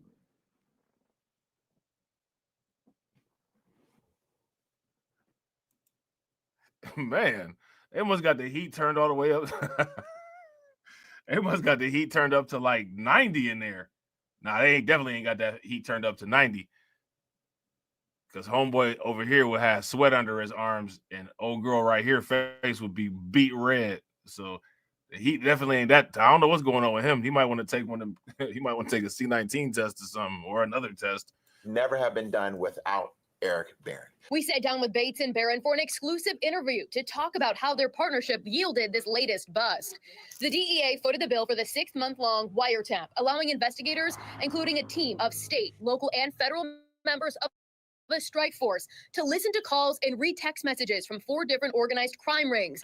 Now, I want you guys to pay attention to this, right? And again, you know, ain't nothing wrong with arresting any of these clowns, right? They should definitely arrest these clowns who don't know how to do crime right. But I find it interesting that they just don't have it in them to get the migrants, though. You know what I'm saying? Like they got these guys, and they can get these guys easy, but they just don't have it in them. They just ain't got what it takes. It's just too much. Trende Agra just got the drop on them every single time. Somebody make it make sense. Shout out to Carlton Way. Carlton Way said he looks like an Egyptian hieroglyph. He looked like, do you remember when we fell in love?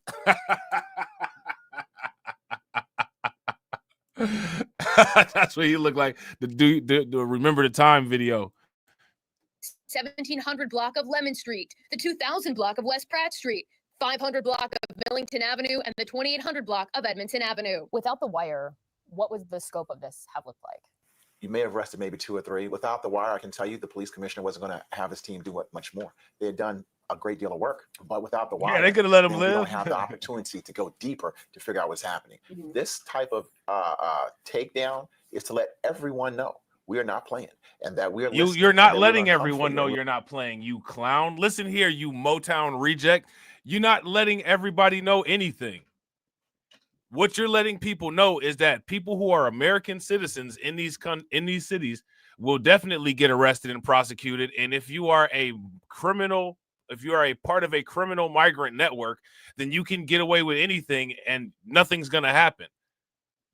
They trying to act tough. They trying to put their chest out like they doing something. You're not doing anything. And on top of it, you want to cooperate with dealing with these people, but you don't want to cooperate with the migrant criminal network. These two people, these very guys right here will sit there and say, it's just wrong to go after the migrants. It's just wrong to go after Trende Agra. It's just wrong to go after MS-13. Maryland has been dealing with MS-13 way before any of this stuff was even getting popular. You know what I'm saying? I remember back in like 2000, 2003, 2004, Maryland was dealing with MS-13. You know what I'm saying? if you're going to deal with the criminals, deal with all of them, including the migrants. But these dudes are discriminatory law enforcement officers who are soft on migrant crime, you know what I'm saying, and will just sit there and say, look, this is what we did for the community. This is what we did for the community. This is what we did for the community. You know what I'm saying? That's what they'll say. And they're supposed to be looked at as heroes. You know what I'm saying? Like I said, this dude is a Motown reject. You know what I'm saying? We're going to hold you accountable. Barron says it doesn't really matter to him where the cases end up, either state or federal, so long as the criminals are held accountable. Why was it important to you to take this case and to move forward with it? Well, first of all, the credit for this is broad.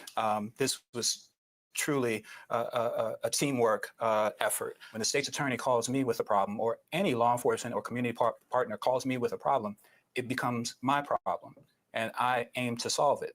And that may mean being innovative, but at the end of the day, I care about our partners because we have a shared mission of reducing violent crime in the city. Bates says by using the wires, other crimes were prevented too, including a robbery, a hit on a rival member, and a turf war that could have erupted into a violent disaster. We were afraid could have been Brooklyn Part 2 that we were able to stop before it happened. We took those individuals off the streets. But we feel very good. You know, oftentimes you look on TV and you feel some of these neighborhoods feel that we've forgotten them. We haven't forgotten you. It takes time to do this the correct way. Now, these two prosecutors say the real work begins, piecing together the evidence, building the cases, and moving forward. 2 people are facing federal charges, but the rest are in state court. And I will say this, for those other organizations that want to go out there, don't think we're not listening, because we have this partnership. Right. This partnership is only getting stronger. Exactly. If you guys agree with Shatera, give me a thumbs up. If y'all disagree, give me a thumbs down. Shatera said if they were smart, they would get the American gangs to set up TDA. They want them MFs going anyway. Now, here's the thing, right? I agree, right? This is going to sound so bad. People going to be mad at me, but y'all will deal with it. Y'all will be strong. Y'all will be strong. Y'all will get over it. I don't think the American gangs are intelligent enough to even look at that as an option. I think that they're such idiots. I think that they're so stupid and brain damaged that they'd be like, we ain't snitching. We ain't snitching. We ain't finna snitch. We ain't finna snitch. I guarantee you, if given the opportunity, that's exactly how that will go down. Please prove me wrong. Please prove me wrong. You know what I'm saying? It's only growing, and that we've now been able to show what we can do, and we're going to make sure we come after you. I don't like press conferences, and I don't like sitting down with media interviews, but it's important to do strategically to send a message to those who are at risk of doing illegal things that might drive violence, or who are at risk of perpetrating violence, to communicate to them that it's not worth it. We will hold you accountable. Get an extra toothbrush. Now, during the news conference earlier on Monday, BPD Commissioner Richard Worley said they believe there are 15 people who are still out there who have yet to be apprehended. Facts. TDA will snitch on the black gangs, and then the black gangs will be doing the interviews from jail like, it's supposed to be part of the street code. It's supposed to be part of the street code. Yeah.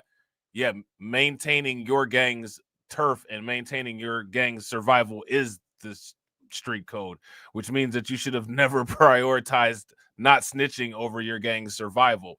You non-committing crime the right way idiots. And this is one of the reasons why, if you ask me, man, if we had like criminals that was like, noteworthy, it'd be a different story. Like, criminals getting, certain props and different things like that.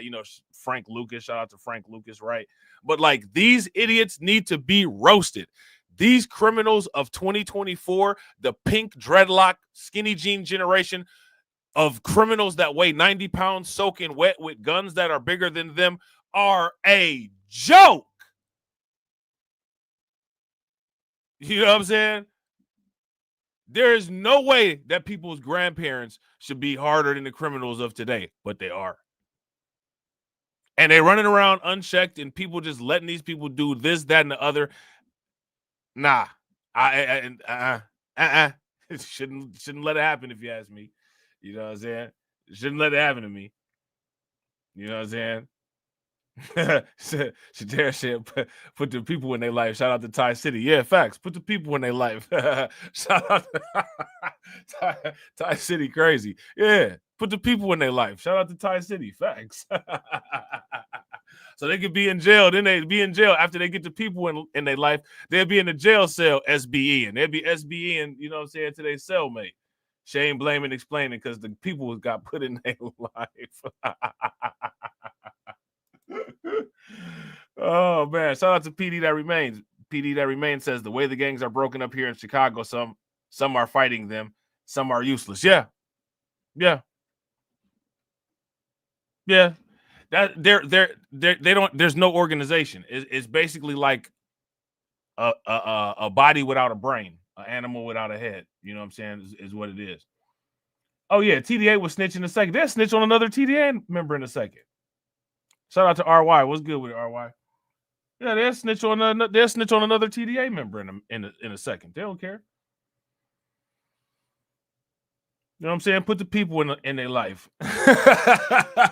Put the people in their life. That's exactly what needs to happen. You know what I'm saying? So if anyone has information, you're asked to contact police. Listen, The newsroom, Mackenzie Frost, Fox 45 News. We snitching on gang members out here, and we about to take the money and buy cryptocurrency with it. So any of these people that, if we find any information on any of these people, man, we divvying up the money. So you know what I'm saying? We out here snitching on gangs. We out here snitching. We about to put people in their lives. They needed people in their lives. That's why they end up in them situations they had. So you know we're gonna do them that favor and throw them folks. We're gonna throw them folks in their lives. You know what I'm saying? And they could thank us later, right? They could thank us later because I'm definitely about to thank them for all them Bitcoins that I'm finna buy when I hit that good one. Wait till I really hit one of them good ones, the ones that they be posting on Twitter in New York City in the subway that they give you $100,000 a pop for. I'm about to set up my own camera system. In the matter of fact, man, you know what I'm about? We about to set up the Snitch Network. We're about to set up the Snitch Network. I'm about to put these little sticker cameras all over the place. I'm about to live stream them straight off of Wi-Fi. I'm about to set up BLR7. It'll be an all-day Snitch Network so we can just watch it and tell on people all day. We finna get paid out here. We finna get paid out here, man. Somebody should have snitched on this Fed right here. This Fed got arrested in Maryland. What was he doing?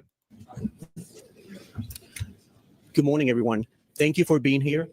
Good morning, everyone. Thank you for being here. I'm Officer Carlos Cortez, and I am a Public Information Officer with the Montgomery County Police Department. During this news conference, we're going to be sharing with you information about the arrest of an FBI special agent. Our speaker for today is Assistant Chief Nicholas Augustin, who is in charge of the operations of our Investigative Services Bureau. The spelling of his name is Nicholas, Nicholas, last name Augustin, Augustine. At the end of the news conference, we're going to... Hey, you know, he was struggling through that spelling. He was like, please, I hope that I spelled this correctly. I hope that I spelled this correctly. He probably had like little cue words like in as in negro, I as in each, C as in gato, cat. You know, he was like that.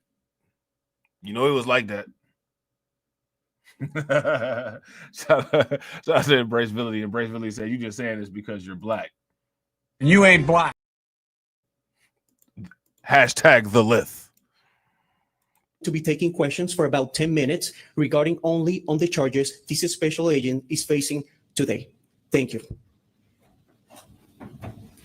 Good morning, and I appreciate everyone being here today as we are asking for your assistance to help identify additional victims that may have been sexually assaulted in Montgomery County.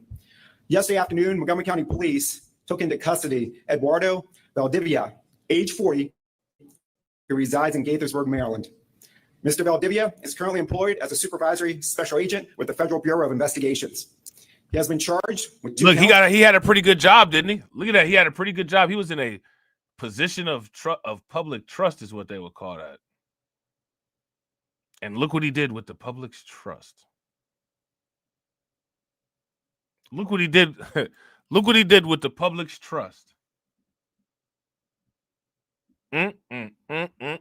Real quick, ladies and gentlemen, shout out to everybody that's watching. I really appreciate you guys. If you all have not smashed that like button yet, please do me a favor. Take a moment, smash that like button. Also, if you guys have not hit the bell, please take a moment, hit that bell, and also please share the stream to your social media. I really appreciate you guys. We got 45 people watching and we got 73 likes. That's what's up. If everybody could take a moment, smash that like button. Let's try to get the likes to 110. That would be great.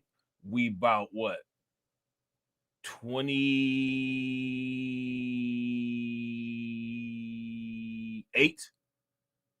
28 from the 1-to-1. If everybody shares, we could get there. If everybody likes, we could get there.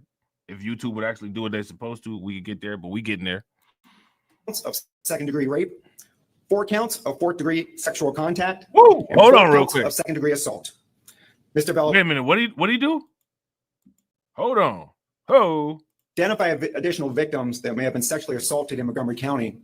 Yesterday afternoon, Montgomery County Police took into custody Eduardo Valdivia, age 40, who resides in Gaithersburg, Maryland.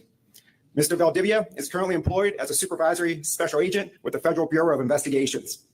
He has been charged with 2 counts of second-degree rape, 4 counts of fourth-degree sexual contact, and 4 counts of second-degree assault. Mr.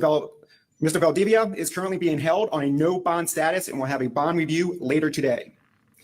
These charges stem from conduct. Now, let me ask you guys this question. If he was undocumented, he'd just be able to walk right out, right? They wouldn't do nothing. They'll just go ahead, go on. You know what I'm saying? Go ahead, go on. You all right. He would have got the go ahead, go on. You all right treatment if he was undocumented. Would you guys agree? If you guys would agree, give me a thumbs up. If y'all would disagree, give me a thumbs down. If he was undocumented, they'd say, go ahead, go get out of here, son. Just don't get in trouble again. You know what I'm saying? Just, make sure you use better judgment. Make sure you show up to your court date. Make sure you got your CBP app, That's what they would have said.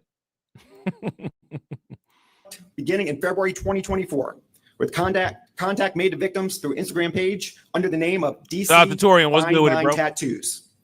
We've identified 2 victims as of this moment. One of the victims was offered a free tattoo in exchange to model the artwork. The victim went to the tattoo studio located on Washingtonian Boulevard in Gaithersburg, Maryland, and met with a person named Lalo Brown. Lalo Brown was later identified through investigation as Mr. Valdivia. After the tattoo was complete, Valdivia offered to help the victim get work as a model, and she would receive additional information by email. Hold on, man. We got to do this, man. This Fed was a simp. Simping to mess your life up, man. This Fed was a simp. He was a simp like Walter Raw Dog Week. Simping Walter ain't claim to be a king, but he about everything don't need a thing. Said he slept 1,000 women straight up lying, but when it comes to honesty, he's always trying. He posted from not spending the time on the ladies, but we all know he's just fronting like crazy. Said he's a music producer, but it's all fake. Just a mask he wears, and it's all a mistake. Simping Walter is where the lies, claiming things that he just never tries. What we see through is the signs, plain to see. Simping Walter, you can't fool me.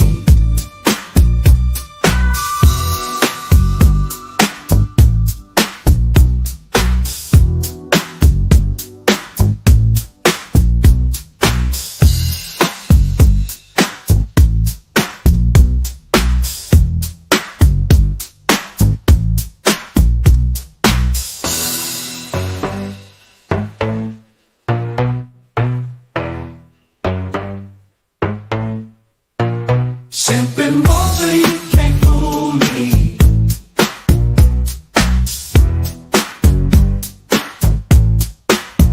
Simping Walter, you can't fool me.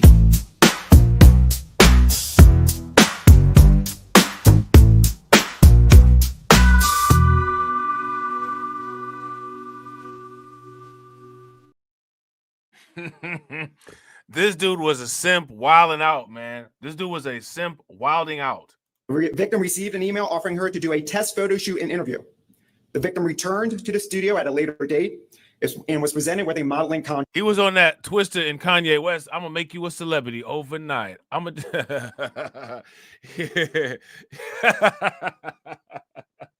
He said, I'm gonna take you in the street. You can call it trafficking. I'm gonna take you to the street that you can call it trafficking. I'm gonna just be sitting up here back again. Send you in the store with the money, send you back again. Like, seriously? Yeah, that's what he was doing. He was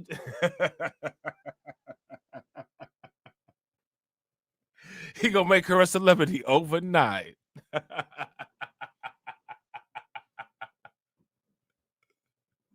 I'm gonna get roasted by Robb.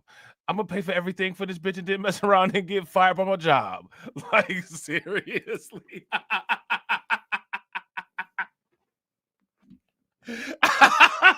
Yeah, overnight celebrity was that song was hot, bro.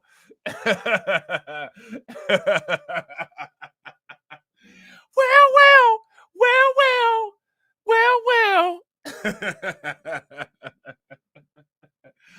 Oh man, that's hilarious, man. He was gonna make her a celebrity overnight. I'm gonna get you Victoria. I'm gonna get you Jimmy Choo Montego bags.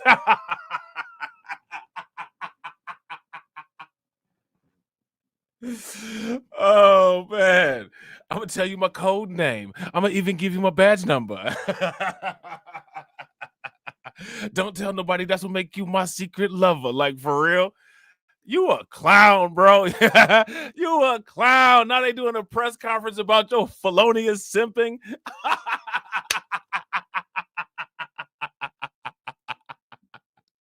And all you had to do was not get documented and you wouldn't even be in this situation. You know what I'm saying? On track. During the photo shoot, the victim was sexually assaulted by Valdivia. After this assault, the victim was coerced and threatened with legal action. I've been working on this case for now over 3 weeks that have gathered evidence and ultimately led to the arrest of Mr. Valdivia yesterday, and to our media that's here today for sending our message out. So hopefully we can locate other victims if they do exist and hold those accountable that have committed these acts, and hopefully reduce the victimization in our community. I'll be available to take some questions that you may have. All right. So we're gonna have the mic. Deacon's gonna have the mic. We have an audience online that are listening to us. So we just ask you to please raise your hand. And Deacon over here, our Imperial Deacon, is gonna come around with the microphone. So our online and community who is watching us online can hear the questions. Thank you so much. Who has a question? Paul Wagner with NBC4. Online for this court it says for the warrant that I can see online. It says that the incidents happened in early September and mid-September. But you said February. So did the alleged scheme begin in February and the incidents happened in September? And I have a follow-up question. Sure. So we talk about the first victim that came forward. The second victim we have located actually occurred before the first victim's time frame. So the first victim that came forward, her incidents began in August. The second victim that came forward, the initial contact started in February. So she was actually sexually assaulted first before we were notified of the second victim. So you believe that this alleged scheme is going on from February until September? At least since February. It's the earliest date we have so far. It could have started with other victims before that, but we were notified of this incident in late October, and that's when we began our investigation. And was the agent the one who actually gave the tattoo, and was he on duty at the time? So he's the one that actually gave the tattoo, but these incidents occurred in the late hours of the day as well as on the weekend. I'm not familiar with his work schedule, but these did happen in the late night and on the weekend hours. So Mike Kunzelman from Associated Press. Do you have any indication whether he operated a legitimate tattoo business or modeling business, or is this an out front to access victims in here? So he did lease space at this. Do not let. I'm trying to tell people, man. Do not let simping destroy your life. Like, this dude just went nuclear simp and let simping destroy his life. Look at him now. Look at him now. In high school, you was the man, homie. On the force, you was the man, homie. The hell happened to you? At the location on Washingtonian Boulevard, there is no licensing procedure for a tattoo artist to have a certain license to do tattooing. So he did have a business that was located in these suites on Washingtonian Boulevard. And for this period of time, we don't know how long the I'm gonna tell you exactly what happened. This dude got a little this dude got a little taste of something sweet. You know what I'm saying? Got a little taste of something that he liked, and it just blew his brains out the back of his head. He was operating with an empty skull with no brain. That's crazy, man. You got to watch it out here, man. You got to watch it out here. Shout out to my man Lehman Lucas. What's good with you, bro? You got to watch it out here. Business had been open, but he has been doing tattoos at least since February, we can tell.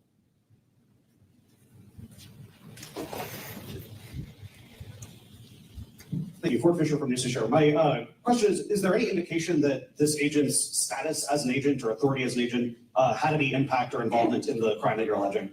So to our knowledge, our victims did not know of his employment status as an FBI agent, nor either knew his true real identity. So that is why we do present those two other names out today, because they do not know him as Mr. Valdivia. They know him under Lalo Brown or El Boogie.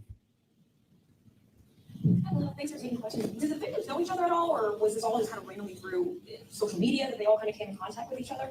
They did not know each other directly.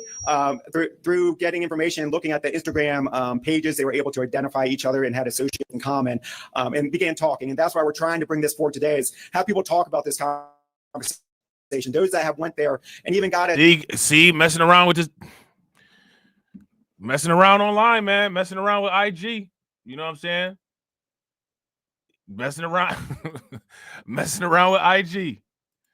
Tattoo and understand the circumstances, even if they were not sexually assaulted. We want to hear from them, hear about what happened while they were getting tattooed, if they were offered to do any modeling, so we can understand the situation. You're asking victims for work, but do you already have any visa there? There are other victims, not that you use.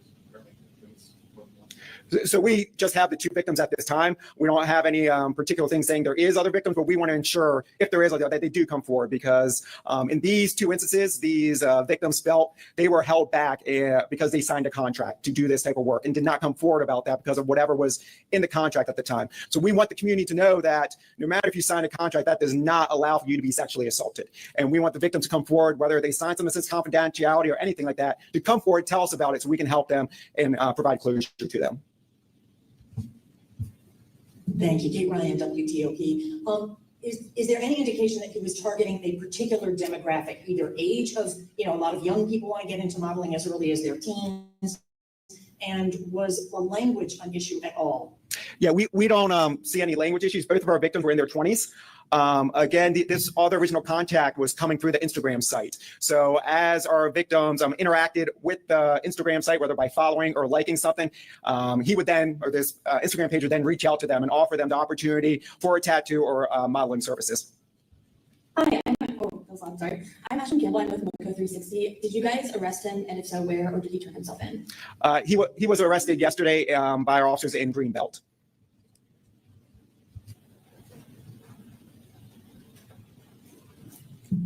And can you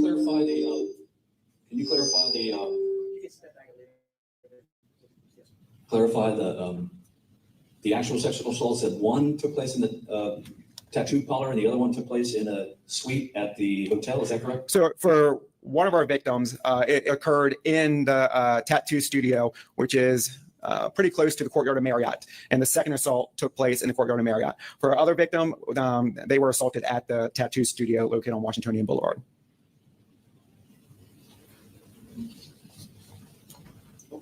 All right, well, I thank you. I appreciate it, and have a safe holiday. Thank you. Insanity. Literal insanity. You know what I'm saying?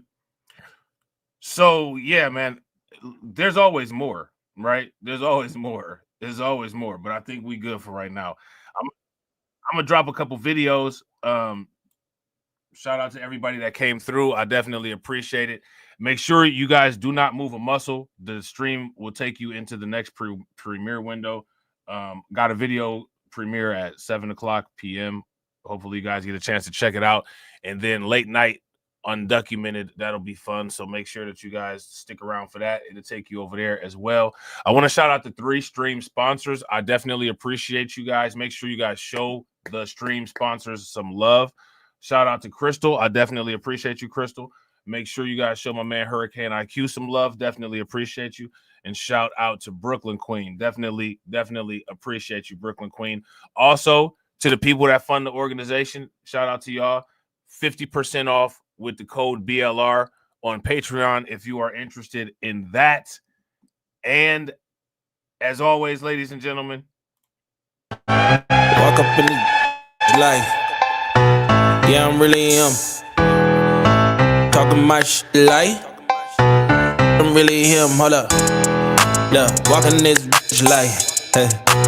Yeah, I'm really him. Talking my shit like, hey.